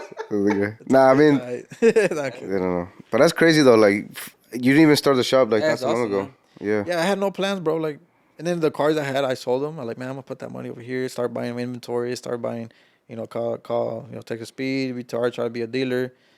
And it was just all social media. I started posting and this and that. And like I said, eventually I got the shop, and I started getting work in. And it just from there, bro. It just Do you started from nothing. It was crazy, yeah. when you had your shop, did you get like, was it because it helped you when you were viral, or nomás in general people just they saw you and like, oh, you sell good parts? No, What do you no. When I started, it was nobody was involved. Like, nobody was like, for example, I think even when I opened the shop, I've heard of Freddie, but I never really knew who he was. Like, I remember somebody said like, "Oh, Project." I never really knew who he was. And then that's about it. On the guys didn't have a YouTube channel at that point. No, the YouTube thing wasn't that big. When I opened it, I was Yeah, just they started like in COVID days, I think. yeah, right after COVID. Yeah, after COVID, it's kind of when everything just rocketed up. Everything went up. But yeah, it just started, and then I got the shop, and then I started doing labor, and it was crazy, man. The first year, bro, I would work. I was like, man, I was tired of working 7/12, but man, bro, I was working 16. I'm not gonna lie, 24/7? 18 hours a day, bro, Monday through Sunday, like every day. Bro, I feel like you had like even nightmares when you were fixing the truck. Oh man, bro, It's like you were working Nightmares 24/7. just like being awake. Like, oh shit. Yeah. So you were really working 24/7, honestly. Legit, bro. For a good year, everybody could tell you, like, people, like, one of my friends, like, all the friends were like, man, you need to go. Let's go eat. Like, no, I gotta work. I gotta finish this. Hey, let's hang out. I can't. I gotta finish this. Damn. I gotta work. So I worked, like I said, for like a straight year, like every day. For, bro, stupid. I would get there at 8 or 9, leave at 2, 3 in the morning, 4 in the morning. Yeah, every day was I would go home 3, 4 in the morning. Something was coming up. I Crazy. did that for a year, and up to this day, bro. Like, I don't do it as much. I start having some issues, like, I guess Personal health, issues? yeah, Oh, okay. health issues with that. Yeah. Me being like pushing myself too much, so Mm-hmm. I've backed out a little bit. But like when it goes down to, like, for example, we're gonna have an event, like I will still do stuff we still do stuff like that. It's not an everyday thing. We still go home, bro. Like around, I think the earliest would be 9, 10. Earlies, and like that's once every rare. But usually the average like 11, 12 o'clock. It's still late, Yeah. but it's not 3, 4 in the morning, thing. Red Bull is your best friend, huh? Man, I drank that a lot from the beginning, and then I backed out. And then right now, I'm like, I'm gonna get a little Red Bull. Como que está medio bonito el sabor, ¿no? Que está bonito el color. Probably all hot already. Just for show. Hey. So you went from like one cam and maybe a couple sets of headers to like fully stock converters. Yeah. So when they walk in your shop, what should someone expect? So you walk in the shop, bro. We now start carrying short blocks. That's kind of like the new thing with Coyotes LS. So like you could buy a motor, buy the heads, buy your cam, buy your lifters, buy your pump, buy your everything to assemble your motor, and then a converter for your setup. I have it. The differential stuff, posi gears, bearing kits for Ford, Chevy.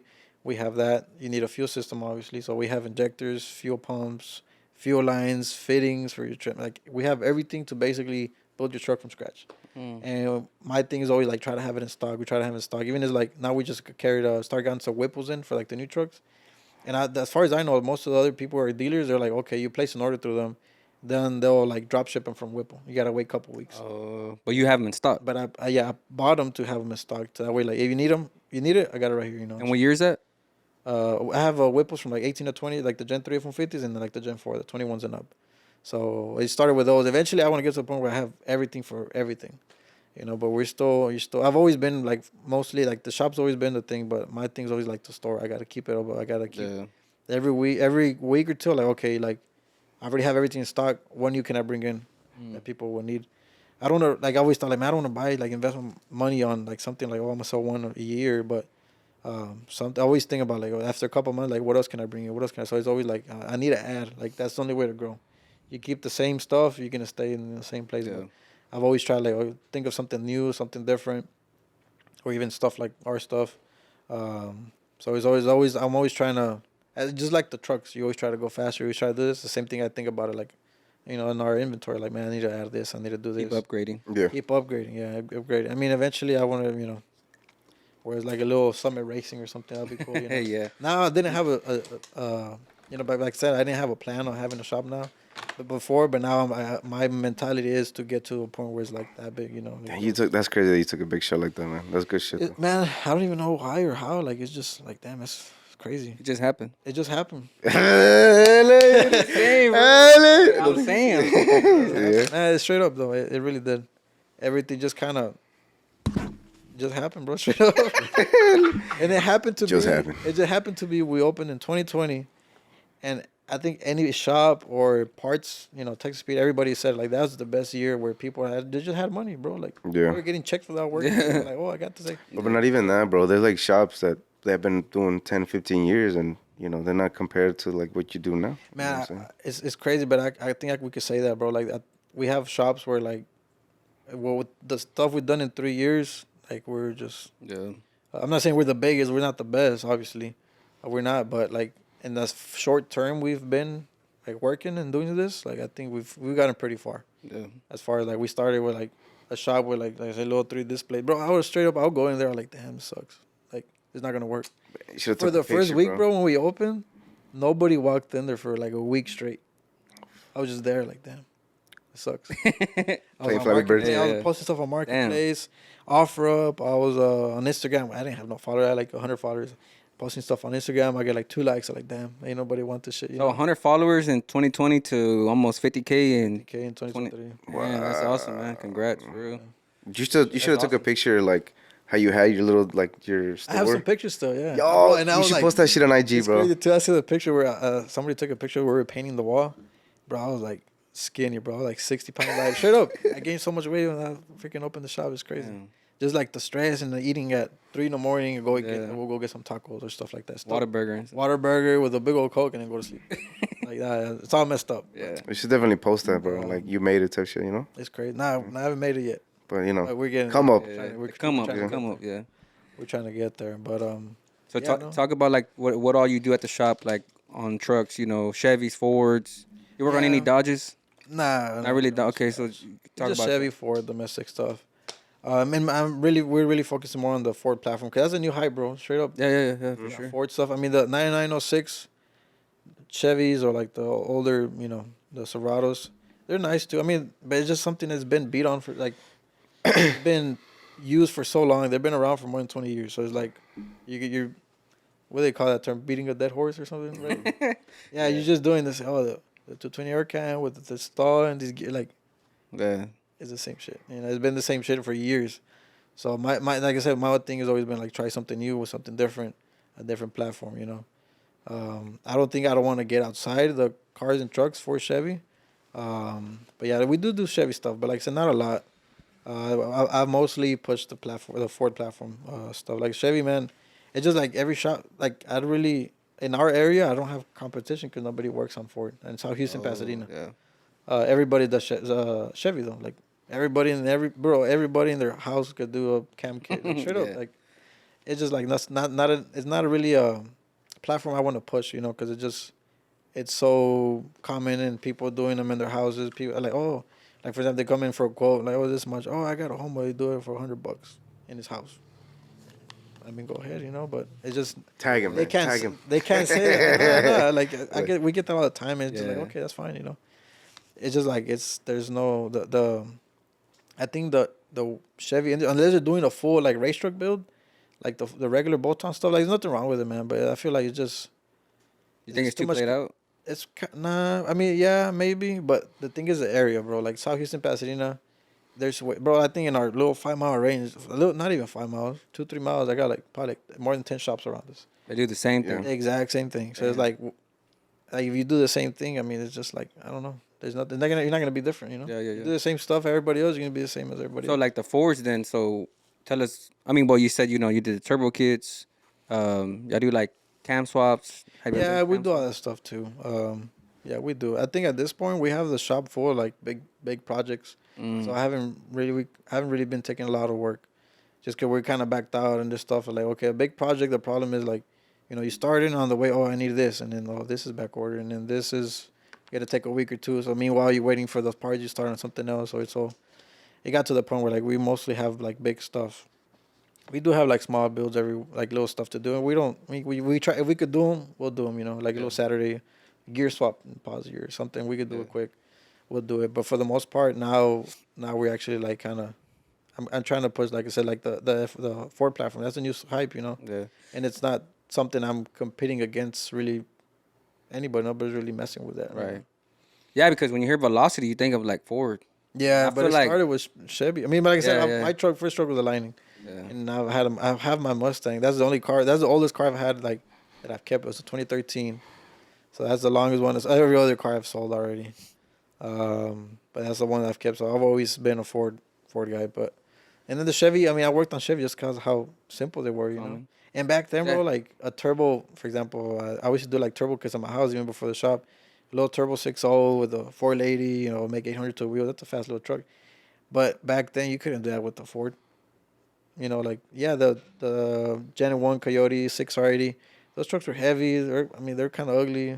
I'm sorry, Yeah. and it's just not a platform that anybody was really interested in, to be honest. Yeah. And to the Gen 3, then it's like, oh shit, like everybody kind of opened their eyes, like, oh shit. Talk about your prices though. Like, are they? You think they're too high? You think they're like average price or what? No, bro. I mean, they're just average. It really depends, though. Like, if it's a full, like for example, a build like King Ranch. I mean, it's not a regular build like off the shelf. So it's a little different because it has to go through like the transmission itself is expensive. To make it work, you got to do a couple things that other people don't know. It's not something, like I said, it's not something you usually look up. Oh, how to do a 400 swap on a F-150. It's just stuff you figure out the way. Obviously, it costed you time and it costed you your knowledge. It's not the same as if we do it. Like for example, if somebody come in, we do a cam kit, we probably charge less or the same as maybe people around us. To be honest, it really depends what it is. If it's stuff like only we know how to do, then it's different because it's like You specialize in that. it's specialized in that. Yeah. Like, if it costed us so much time, money, years, or whatever to figure it out, that it's gonna cost obviously more than just doing something regular. Then you get my truck, get my gears done with y'all. Gotcha. Nah, for real, I need to get them done. Now I was like, I'm just keep looking for different shops. He's asking every shop that comes on the podcast. Yeah. All right, you one of those? No, I mean, I'm just concerned. All right, like, I'm just shopping around. All right. No, but because everybody just keeps like telling me, no, I'm be sure. And I was like, everybody just has a story about it. And I'm like, Velocity sounds pretty badass. Because I don't want no half-ass stuff, Yeah. So, I mean, like, I'm not going to say no names. You gotta pay to play too. Pay to play? I'd rather pay to play. I don't mind. No más que se me jale. I want to drive it to Dallas, Fire case. Hey. I got you. All right, so if somebody has a, let's say 2020 Coyote F-150, what would it cost to put a twin turbo setup on it? Well, you got to think of the supporting mods, which is fuel system, Talk about that. Yeah. injectors. You got to get a built trans. You need to have some sort of suspension. You can't stock suspension on 1,000 horsepower, man. She will go backflip. Like it's just, it's not. It won't work. So people don't consider like they come in. Hey, how much to turbo my truck? Or like, well, it's not really just turbo. We got to talk about the rest of the stuff. Especially fuel. Yeah. Yeah, the fuel system on the Ford, like we run the Ford fuel system. It's a triple pump setup, FC3 controller, stuff like that. That kit retails like $3,800. That's just the pumping lines. The injectors, IDs, like if you do you're trying to go all crazy with the stock motor. Let's say the ID 1300s. Those injectors are like $1,500-$1,600. They're already $5,000 just on fuel system. Like for example, Midnight sells its transmissions for $5,500. You're at $10,000. Yeah. The on-3 kit, if like that's the base starting kit. They work for the price. I think they're like $5,800 or something with their kit, their turbos. You're already at $15,000-$16,000. You think you have to have some type of wheel drag pack on it. Yeah. That's another 4 or 5,000. Your suspension's another 3, 4, 5,000. It's like 25. Yeah, it keeps going, bro. It keeps going. Then you need a boost controller. You want to do a 2-step. Boom. Yeah. You want to, got to upgrade the drive shaft. You got to Boom. upgrade the posi, Boom. the tune. The Damn, tune. like 30, Boom. 30. You want to do an exhaust or no exhaust, stuff like that. Out Boom. the hood. Keeps going, bro. Out the hood. Hey, just go to Hove, man. No exhaust. Yeah. Yeah. Nah, it just adds up, bro. Yeah. So a lot of people don't consider that. Like, they're like, oh, yeah, I want to turbo my F-150. Well, yeah, we got to talk about the other stuff you got to do, too. Because, I mean, we could, like, for example, we could do somebody's on the budget, a twin turbo kit, stock trans, for example, fuel system. It could potentially make 1,000 on the dyno, but I wouldn't let that truck leave the shop with no suspension, no trans, because you're gonna floor it. That shit's gonna be bouncing around. You're gonna blow the trans. Who are you gonna be mad at? Yeah. Russell. Exactly. So like, if you want, for example, you want 800 horsepower, this is the list you need. Yeah. You want 1,000, this is the list. It's not even like, it's to a point where it's like not really optional, because it's not convenient for me or for the customer to like, you want 1,000 horsepower, but you don't want to put, for example, the trans. Well, I'm telling you, it's not going to work. But even your name's behind it, though, too. Yeah, exactly. So it's Yeah. gonna, they go somewhere, make a pass, and the truck breaks down. Oh, there's a velocity sticker. Shit. No, like that. The thing is like, it really goes down to like what you want on those type of trucks. How much power you want, and you have to put these parts. Like if you want to try to make 1,500 horsepower, you have to put the 400, and it's gonna cost you. Besides that's just the parts. Besides the transfer case, the both drive shafts, building a cross member for it, just the trans swap, bro, and then the wiring and wiring up the dump valves. You're looking at probably 25, 30,000 just on the transfer, just putting a 400 in it. Mechanics, you gotta learn, bro. Don't be saying like, yo, I got 6 trucks waiting for me. I'm like, yo, don't be half-assing, brother. Take your time and spend the money on it. You know what I'm saying? It really comes. I like the regular stuff. Obviously, like for example, like the Chevy. That's why I don't push it. I like doing different stuff and big stuff where it's like, or like a cam kit, whatever. You can do that in days too, and then it's done. That's simple. You don't need anything more than that. Maybe besides maybe stock stuff, but like the Ford stuff, really, like a lot of people like it's come to their attention. Like they bought a truck and they want to make it fast, but they think it's kind of like a Chevy. Oh, you leave the stock stall, the stock gears, and it'll be fine. Like no, like you're trying to put a turbo kit, you have to put the supporting motor. Yeah. To begin with, like Learn Racing, if you don't have the necessary stuff like fuel system and the right injectors, they won't even tune it, bro. They'll like no, like you can have issues. Yeah. What do you think about like mechanics that have like do that shortcut stuff? What do you think about those guys? Man, that stuff like that, bro, it don't benefit anybody. The guy's gonna have a broken down truck, and you're gonna have a bad name. So who wins? Nobody. Yeah. Yeah, you made your cut from whatever you sold, but Not even that. He's gonna bring it back. yeah, the warranty, man, that shit. That's why I always tell somebody like, hey, they want to build. This is what you need. Oh, I don't want to put that. Well, then we can't do this build. We have to do the one under it. We have to make, for example, 600. Like if you don't want to do this, we have to shoot for like 600 horsepower. You want 800, but you don't want to put the parts in for it. No, they don't put that money. Yeah, they want to put the money. I mean, it's expensive, bro. Like none of this stuff is really necessary. It's crazy. Like it's a lot of demand. It's just people that they want it. Yeah. It's not really something you need. You don't need it to go to work, but people want it. And the on3 Performance, their turbos, how are they? Like, how do they hold?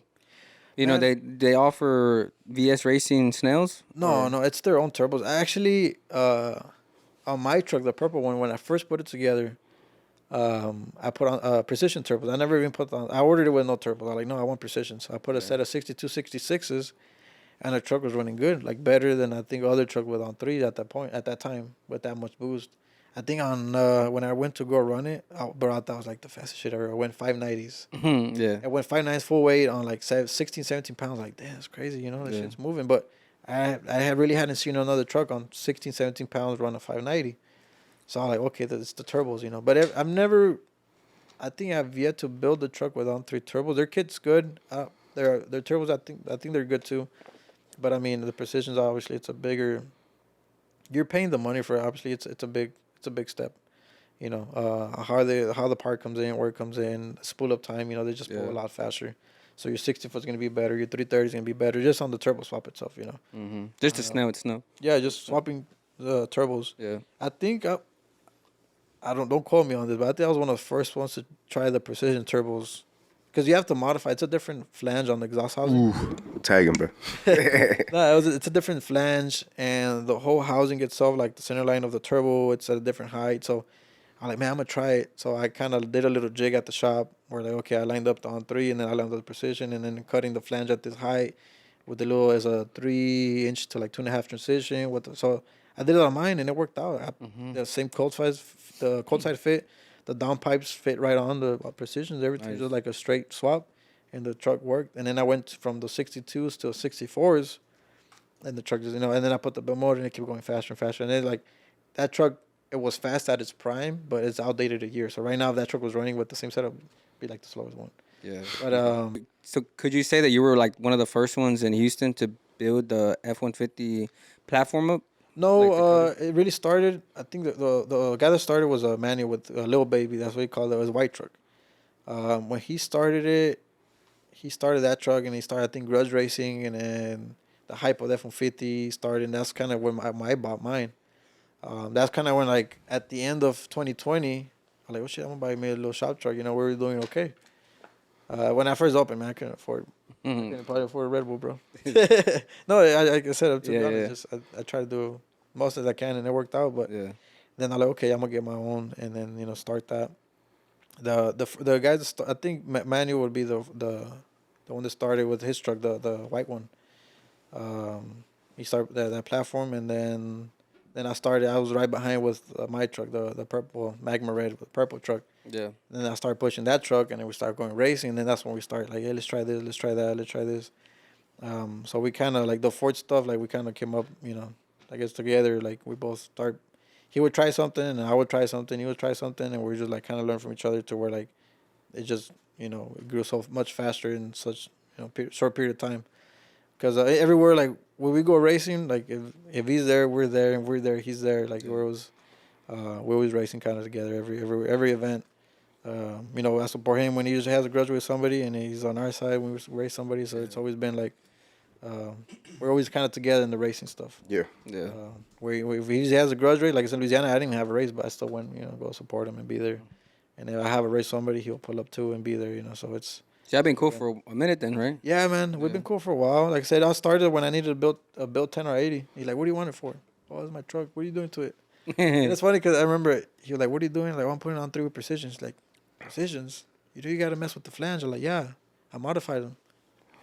And he was like confused, like, "Oh, let me see how that works." So I did mine, and actually, that's cool. I did a couple. I helped him on a couple kids, like I think on Gator and some other truck. I was like, "Hey, just modify it," because I already had the measurements. I knew the size of the little transition piece, how much I needed to cut down, everything to where like it's a straight bolt, like a straight swap. You don't have to modify the cold side or the exhaust downpipes or nothing. So I kind of already had it set up. And that's kind of where we came cool. We started talking, hey, I need this, hey, I need that. Or like, I had a parts store. Like, hey, do you have tires? So we became cool. And then he was like, hey, there's an event over here. You want to come? And I'll go with my truck and race. And then that's kind of what, every event after that where I go, he'll go, or if he goes, we go. We kind of go race together pretty much now. But I started with I needed a 10 or 80. I think at that point it was funny though, because he was like, he was like, oh, how long is it gonna take? I'm like, oh, about 3 to 5 days. And I wanted to take my truck to shootout. I'm like, I got like 3-4 weeks. So I think I annoyed him. He was kind of mad because I was like, hey, what's up with my trans? He's like, man, I shouldn't have taken your transmission. You're doing it wrong. Like I wasn't trying to be annoying, but I was like, man, I want to make it. That's the only thing I need to go to the shootout and show my truck out. Because, man, when I first put it together, man, that Magma Red and that color, and I cut out the grill with the intercooler and just showing the truck just looked so mean. With the block wheels and big-ass tires, like, it just looked nice, So I wanted to make it, and I was, like, kind of bugging, hey, what's up with the trans? The trans, I need the trans. Yeah. And he kind of got, I think he got a little pissed off, but I got the trans. And ever since then, Need that trans, though. Yeah, I needed that trans. I needed the trans. I need to get him on the podcast for sure. I think he would be pretty cool. Yeah, that dude. Hey, man. He's already laughing. Yeah, man, I could imagine the shit was saying, but yeah. Yeah. That'll be a good part. Yeah. Let's see. Yeah, it pretty much started from there, bro. That's kind of how we just needed the trans, and we started talking and go to events, and then now where if he goes, we go, and if we go, he goes.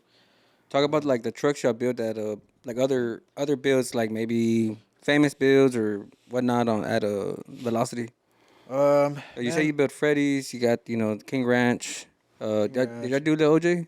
No, OJ. Manuel did OJ. Got you. Okay. Manuel did OJ. Other than that, bro, as far as big builds, that's pretty much almost it. It's just it takes so much time, man. Like you can't. It's hard to have like, for example, let's say if we had 4 King Ranches, like the same setups at the shop, we have to go race them. Man, that's hard to keep up, bro. Like even was one truck keeps me up at night for 2-3 days sometimes. Imagine getting 4 or 5 of them ready. Yeah. It's like it's just too much. Like maybe 2, 3. We're building another one. A purple one is gonna be as faster. Like it's a built motor TH400. We're finishing that one up, so it's gonna be kind of like a King Ranch setup. And then when my truck comes out, it's gonna be, I gotta get it up too. Yeah. And then when that tubular one I was talking about with that billet motor, that one comes out, then and it's like it's gonna get. If I just offer that, I think it'll get to a point where it's too much. You can't just handle every big build. Big build just come with too many. It's always you're gonna run into something eventually. Yeah. A little issue. You gotta fix it. You got a data log. Why is it misfiring? Why is it doing this? Why is it doing that? And if you have that exact same thing 5 times, like on the same day, it'll be too much. That's why every shop usually has 1 or 2, like all the race trucks. Big, yeah. They don't show up to a show with like 20 fucking fast ass trucks. I'm not saying you can't do it, but you need a big team. You need a big team. And we're still like as far as us, there's 2 guys at the shop, Edwin and Steve. Shout out to them. They really pulled through when we needed it. And just them 2, and me. Whenever in the day I'm like in and out, and then usually at night that's when when the store closes, I could put my time in there. And then the stores, I have Elian with the videos, and then Jesus in the work running the store. So you have your own media guy? Mm-hmm. Okay, nice. I have my own media guy. Nice. Hell yeah. Yeah, first he started as a mechanic first, and then I was like, man, I gotta put you somewhere else. I told him like, hey, because it was in December. I was like, hey, take the camera and the laptop, and then within the Christmas break, whatever, 2-3 weeks, learn how to use it. Because I didn't know how to use it, bro. Like, That's crazy. When I started, I hired a media guy, but it didn't work out. And I'm like, man, I'll just do it myself. But I already had so much shit to do. I did like 2-3 videos, and now I look at them like, man, things are shitty, bro. Yeah. I like it. And then I had Steve, actually, he's working at a shop now. He was doing videos, and I was like, hey, we started doing it. You want to make videos for the shop? He's like, yeah, so you'll come with us or whatever. And then I started showing how to do the 406 transmissions and other stuff. And I was like, hey, well, how come you want to come work full time, like doing this? He's like, yeah, because he likes the cars, truck stuff too. So now he started with like media guy, and now he's at the shop. So he's like, and then the guy that started at the shop is now media. Yeah. You gotta find where each person. So I'll fire you, or you can help me out on my content. You know what I'm saying? No, with like Elian, and the content wise, like every video has been getting better and better. The intros and everything. So it's like I feel like that's his place, because he's getting like nobody. He didn't have no background on video editing. I just told him, like, learn, bro. Like YouTube. If you don't know how to do it, YouTube. That's crazy that you got even committed for that. Yeah. Like it's like, I don't have to, but why not? Yeah. Talk about the Shelbys you have, the 4-doors. Are those the shops or customers? No, it's like customers. I have one, but I'm not planning on messing with it. Not this is stock single cab. Yeah. Daily driver. Or what? Nah, Sundays maybe. Yeah. I don't drive that. I bought it a year ago, and it has like 1,000 miles. So You just wanted to keep it like that? Let's see. Yeah, I need a tax write-off, so it's a pickup truck. Hell yeah! And the title doesn't say Shelby, so it just says Ford F-150. It's an XL frame, but they took it to Shelby, modified it, whatever.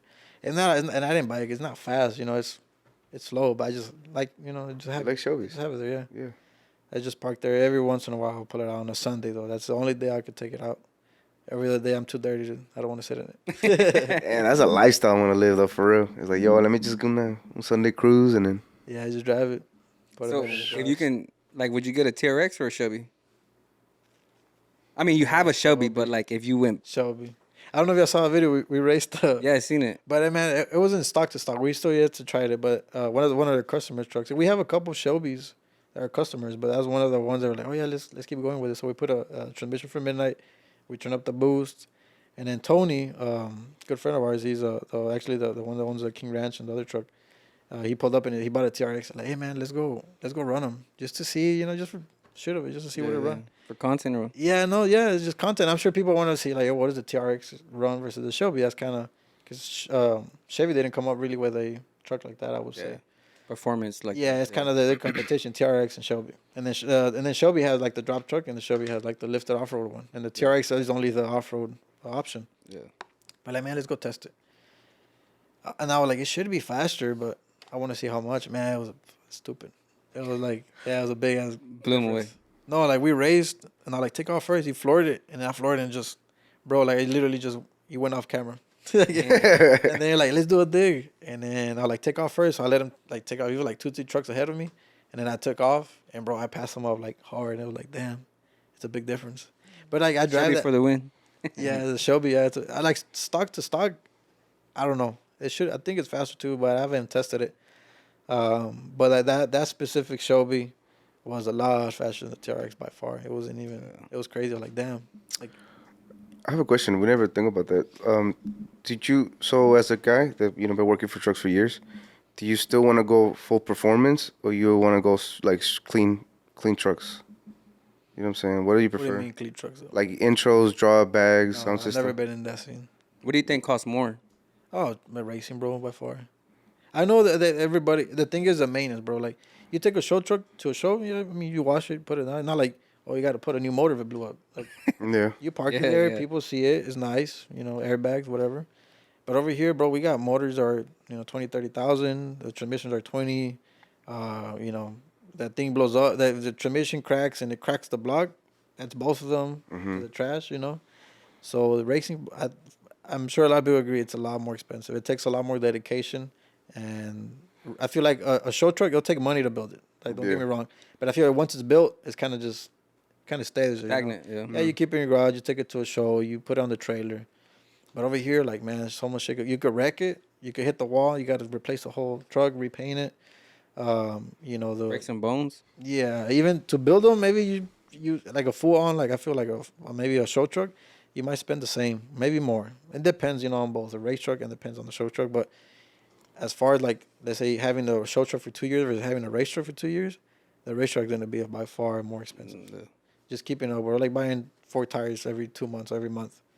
Like, just because you go through them, it's like $1,500, and then the spark plugs, just a little stuff. This broke. Like, you spend a couple $1,000 a month just keeping up with the race truck. Yeah. Especially like us, like we race them like every week. We test them on the street. We test them over here. So we do a lot of testing, and during the testing, sometimes things go wrong too. So, that shit adds up quick, man. Like, if you had, like, I don't even want to think about like how much. Like, if people ask me how much money have you spent on your truck when I had my purple one. Man, don't even ask me. Like, I don't want to know. I just know, like, if it breaks, I'm gonna fix it. Yeah.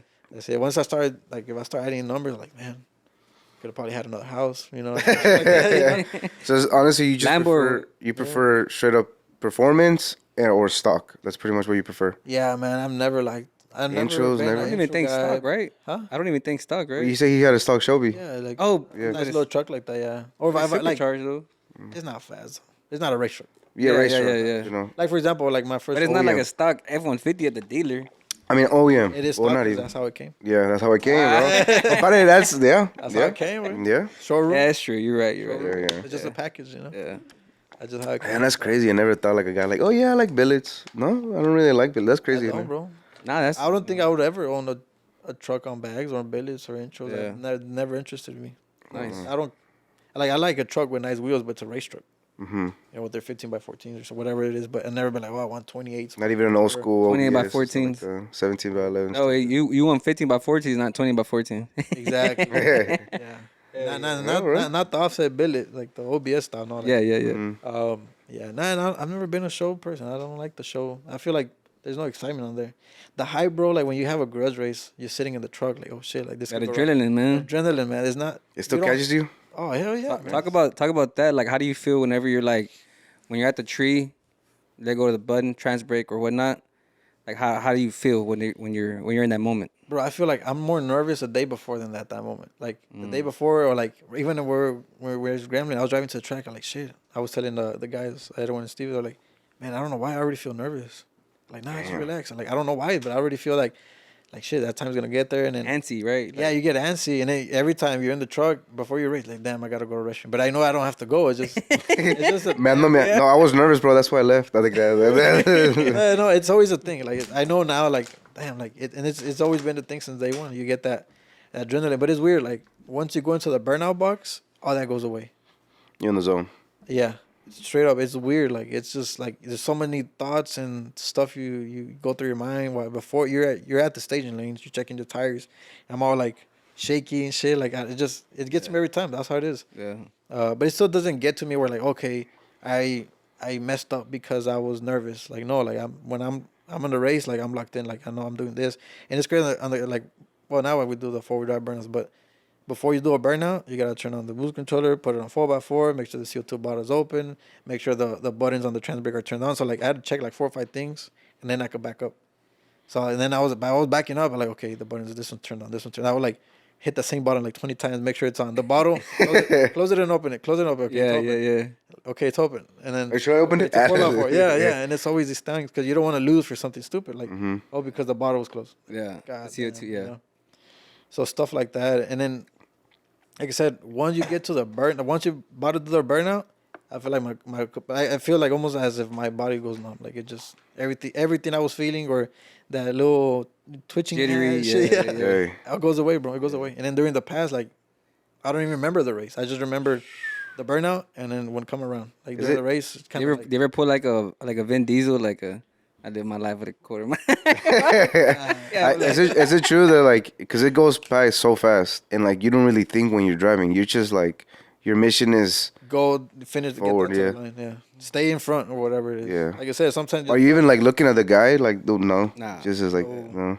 I just you maybe with the helmet it's hard, but sometimes in the corner of your eye you could tell like okay, you pulled them, so you know you're in front, or you could tell the truck's catching up. But it's not like you're like Oh well no. Hell no. Oh hell shit. oh you're locked in, bro. Yeah. You got that steering wheel and like I said, being a 4x4 truck, you gotta you fight it. It's not like oh it's a smooth little pass.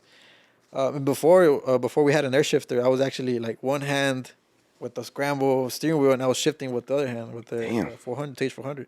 So I was like one hand, like wow, like the truck was taking off. I was like turning left and right. It was all crazy, but I had one hand here, one hand here. It's a lot of fucking multitasking and shit. Yeah, but I do it. I feel like I was doing it without, like, unconsciously. Like, I wasn't thinking about it. And then at the end of the pass, I'm like, man, did I shift it? Obviously, I did. Yeah. But I wouldn't think about shifting. It's weird. Like, during the like pass, automatic, it's just right? like my mind knows what to do. I feel like I've been more nervous, bro, when you're like, there's so many people around you, bro. Yeah. And then I feel like you'd. yo me todo cagado, bro. I feel like you would try to race in reverse.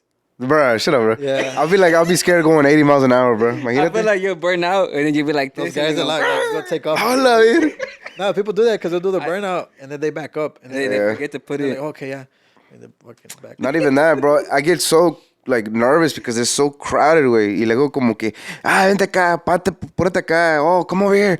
Nah, go back, go forward. Shut the fuck up, bro. Let me race. You ever seen the? I seen that street shit. racing? Yeah. It's worse. Yeah. They're like right there on the door. Yeah. The worst Not part even that. I'm sorry, bro. But like, there's still people going when you about like hauling ass. There's still people like Yeah. next to you, dude. Yeah, especially like on the street stuff. Yeah. But I would say like I think the funnest track would be a Yellow Belly. Right there when you're lining up, there's literally people like leaning on your truck, boy. Like all around behind it, next to it, people betting. If you have your windows cracked, they're saying a bunch of shit. So you put your windows up, and then you know there's people like somebody hit your mirror. You feel like people like your truck is going like this because there's people like it's crazy, bro. So there's people around you. I've thought about a burn truck, but like nah, I can't. I could barely keep up with the damn race truck, you know. Like blowing up tires and more transmissions and shit like that. That's not me, you know. But yeah, no, that track just makes it more exciting. There's so many people, literally like on the truck. They're like, I don't know, it's just different. And then, yeah, versus like at the track, nobody's but there. Yeah, you're just there, whatever. But it feels like that track makes it seem more like a street thing. Because on the street too, like you're there and there's people right on your door, like looking at you, or telling you something. Yeah, you're about to take off, you know. Damn. What's the biggest pot you won?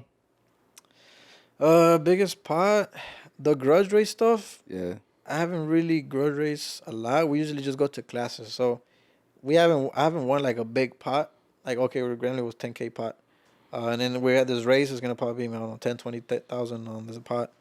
All the other events, I've always been just like I just go to an event and race the class usually type of thing, like the tailgate class or whatever. Bucks. Yeah, or like Texas 2K stuff we were doing. It was like cash days. Yeah, I was gonna talk about cash days. Yeah. Yeah, cash days. So it was like a $200 pot, and the pot's 3,000 or whatever. How's the 1320 like cash days? They recorded that video. They haven't dropped it, but it was pretty cool. It was a lot of shit. Really? Stay tuned. Stay tuned. Yeah, I'm still waiting for them to drop their video. Yeah. 20 was there, interviewed us, looked at the truck, and that was one of the videos that went viral. We beat a blue F body. I don't know if y'all saw that video. It was like a pro mod on M1 and big turbo. Really? And that dude, he lost, and he was crying about like, oh, you broke the beam, like you broke the tire, like you took off before the light, basically. I'm like, no, like it's clean, but he didn't have a video. But that little situation on YouTube and Facebook, Instagram, kind of. So you treat him or like you hit the red? Oh, I hit that like I kind of guessed it, but I was already looking at the dude. I knew what he was doing. Like, okay, he's like log. He goes up, boom. And I'm always been like that. Like everywhere I go, I study. Like I might be weird, but I look at them and smart. When I go race, when it's like off the light, I'm like most of the time I'm on the light. Yeah. Because everybody, I feel like they do it to the point where they're unconsciously just doing it the same thing. They're not thinking about, okay, I'm going to hold it 2-3 seconds. They already know you're on the two-step. The trucks they're going to get burned down. Yeah, so you can't hold them off just because, I'm going to make them wait. And like, no, they just go, boom. So I get to that rhythm before I even go to the line. I'm like, okay, goes. And basically when I anticipate it, I'm already off and the truck is gone, So he thought you went before the light. Yeah, but there was no video and I didn't. Like you see the video, it's like almost perfect. Like the light comes on and the truck then squats. Like almost perfect. Damn. Whoa. And so you would have to hit it before the light. I mean, that's kind of how you treat like at the track too though, right? Because you kind of like well, the track is different because it's Pro Tree. It's like 0.400 of a second. The yellow lights come on, then green or whatever. But I'm saying your timing. Like when you're timing his light, you're kind of like almost the same because you kind of hit it at the yellow and to hit the green. But you can't time the yellow. That's a problem. You got to wait for the yellow. And then, so your reaction is like when you see yellow, you let off. Yeah. Over here is like there's no yellow. It's just green. But I'm saying that your timing, like you say you were timing that guy, right? So like you kind of, it's like the same scenario. Well, when it comes to the yellow light, a Pro Tree, you don't really time it because when you see the yellow, you go. Yeah. If you wait, you're done. Boom. Yeah. So there's not really like, okay, yellow, green. No, like your thing is let off that button as fast as you can. Yeah. So you almost have to anticipate it, but you anticipate your red light. So you gotta stage or whatever, and then as you yellow, as soon as you see him come on, don't wait for the green. If you look at that green light, you're late. Yeah, you're done. Mm-hmm. And on the street, it's different. Like sometimes they turn on the lights on down here by accident. You could take off already because the lights on, but it's not even up. Oh, damn. So it's like it's different, bro. It's so different. And I don't want to jinx it again, but I'm yet to red light on the street too with the flashlight. I've always been okay with that. Yeah. So what do you like more, drag racing or street racing? Both. At the same time. At the same time, same day, same hour.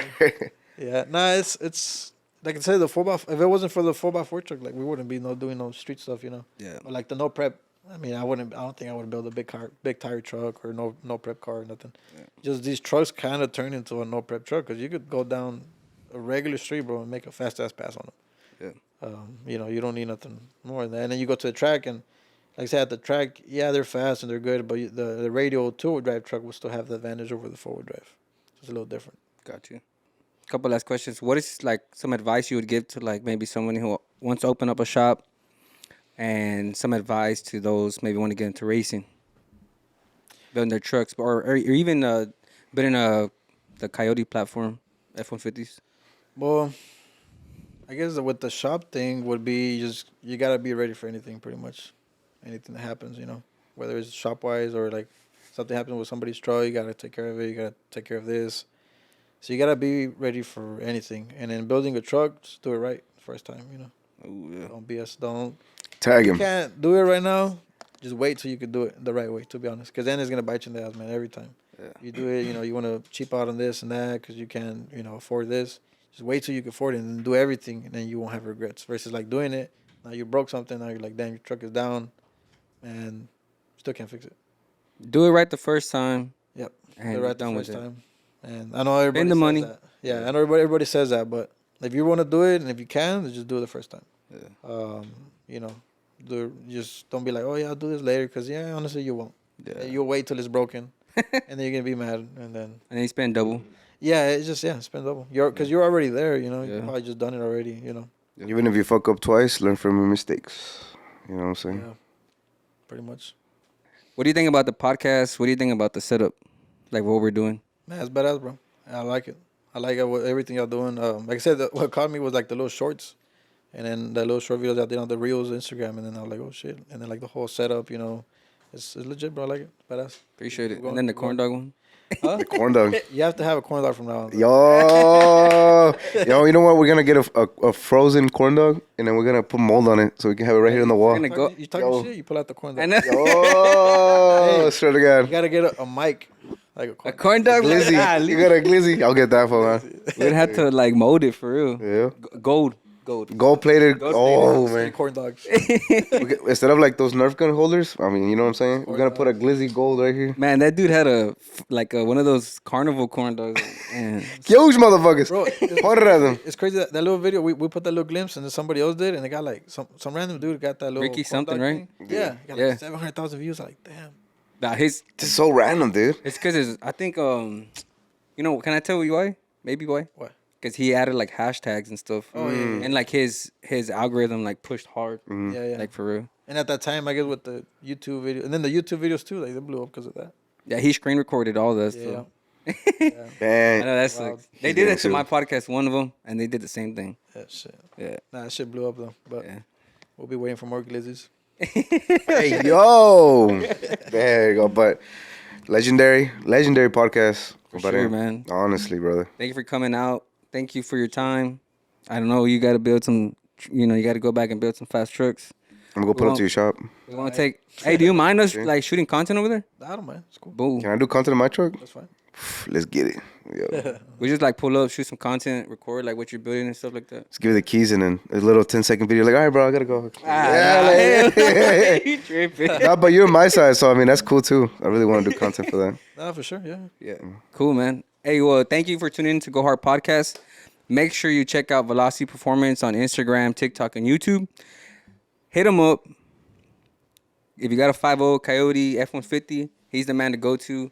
He's the only one in, I don't know if you're the only one in town, are you? Nah, in my side, yeah. Like I said, it's also South Houston, midnight. right? South Houston. Midnight's on the north side, and we're on the south side. Okay. It's kind of like he has the north side and that side. But my south side, I mean, unless I'm wrong, but I think we're only one to mess All right, with. well, stand corrected. But check him out. If you want to build crazy builds, hit him up. Make sure you check out Go Hard Podcasts on Instagram, YouTube. We're also on Spotify and Apple. Go subscribe, like, comment. Make sure you check out Ociel Team Billet on Instagram, TikTok, and Ociel Blogs on YouTube. Thank you for everything. Peace.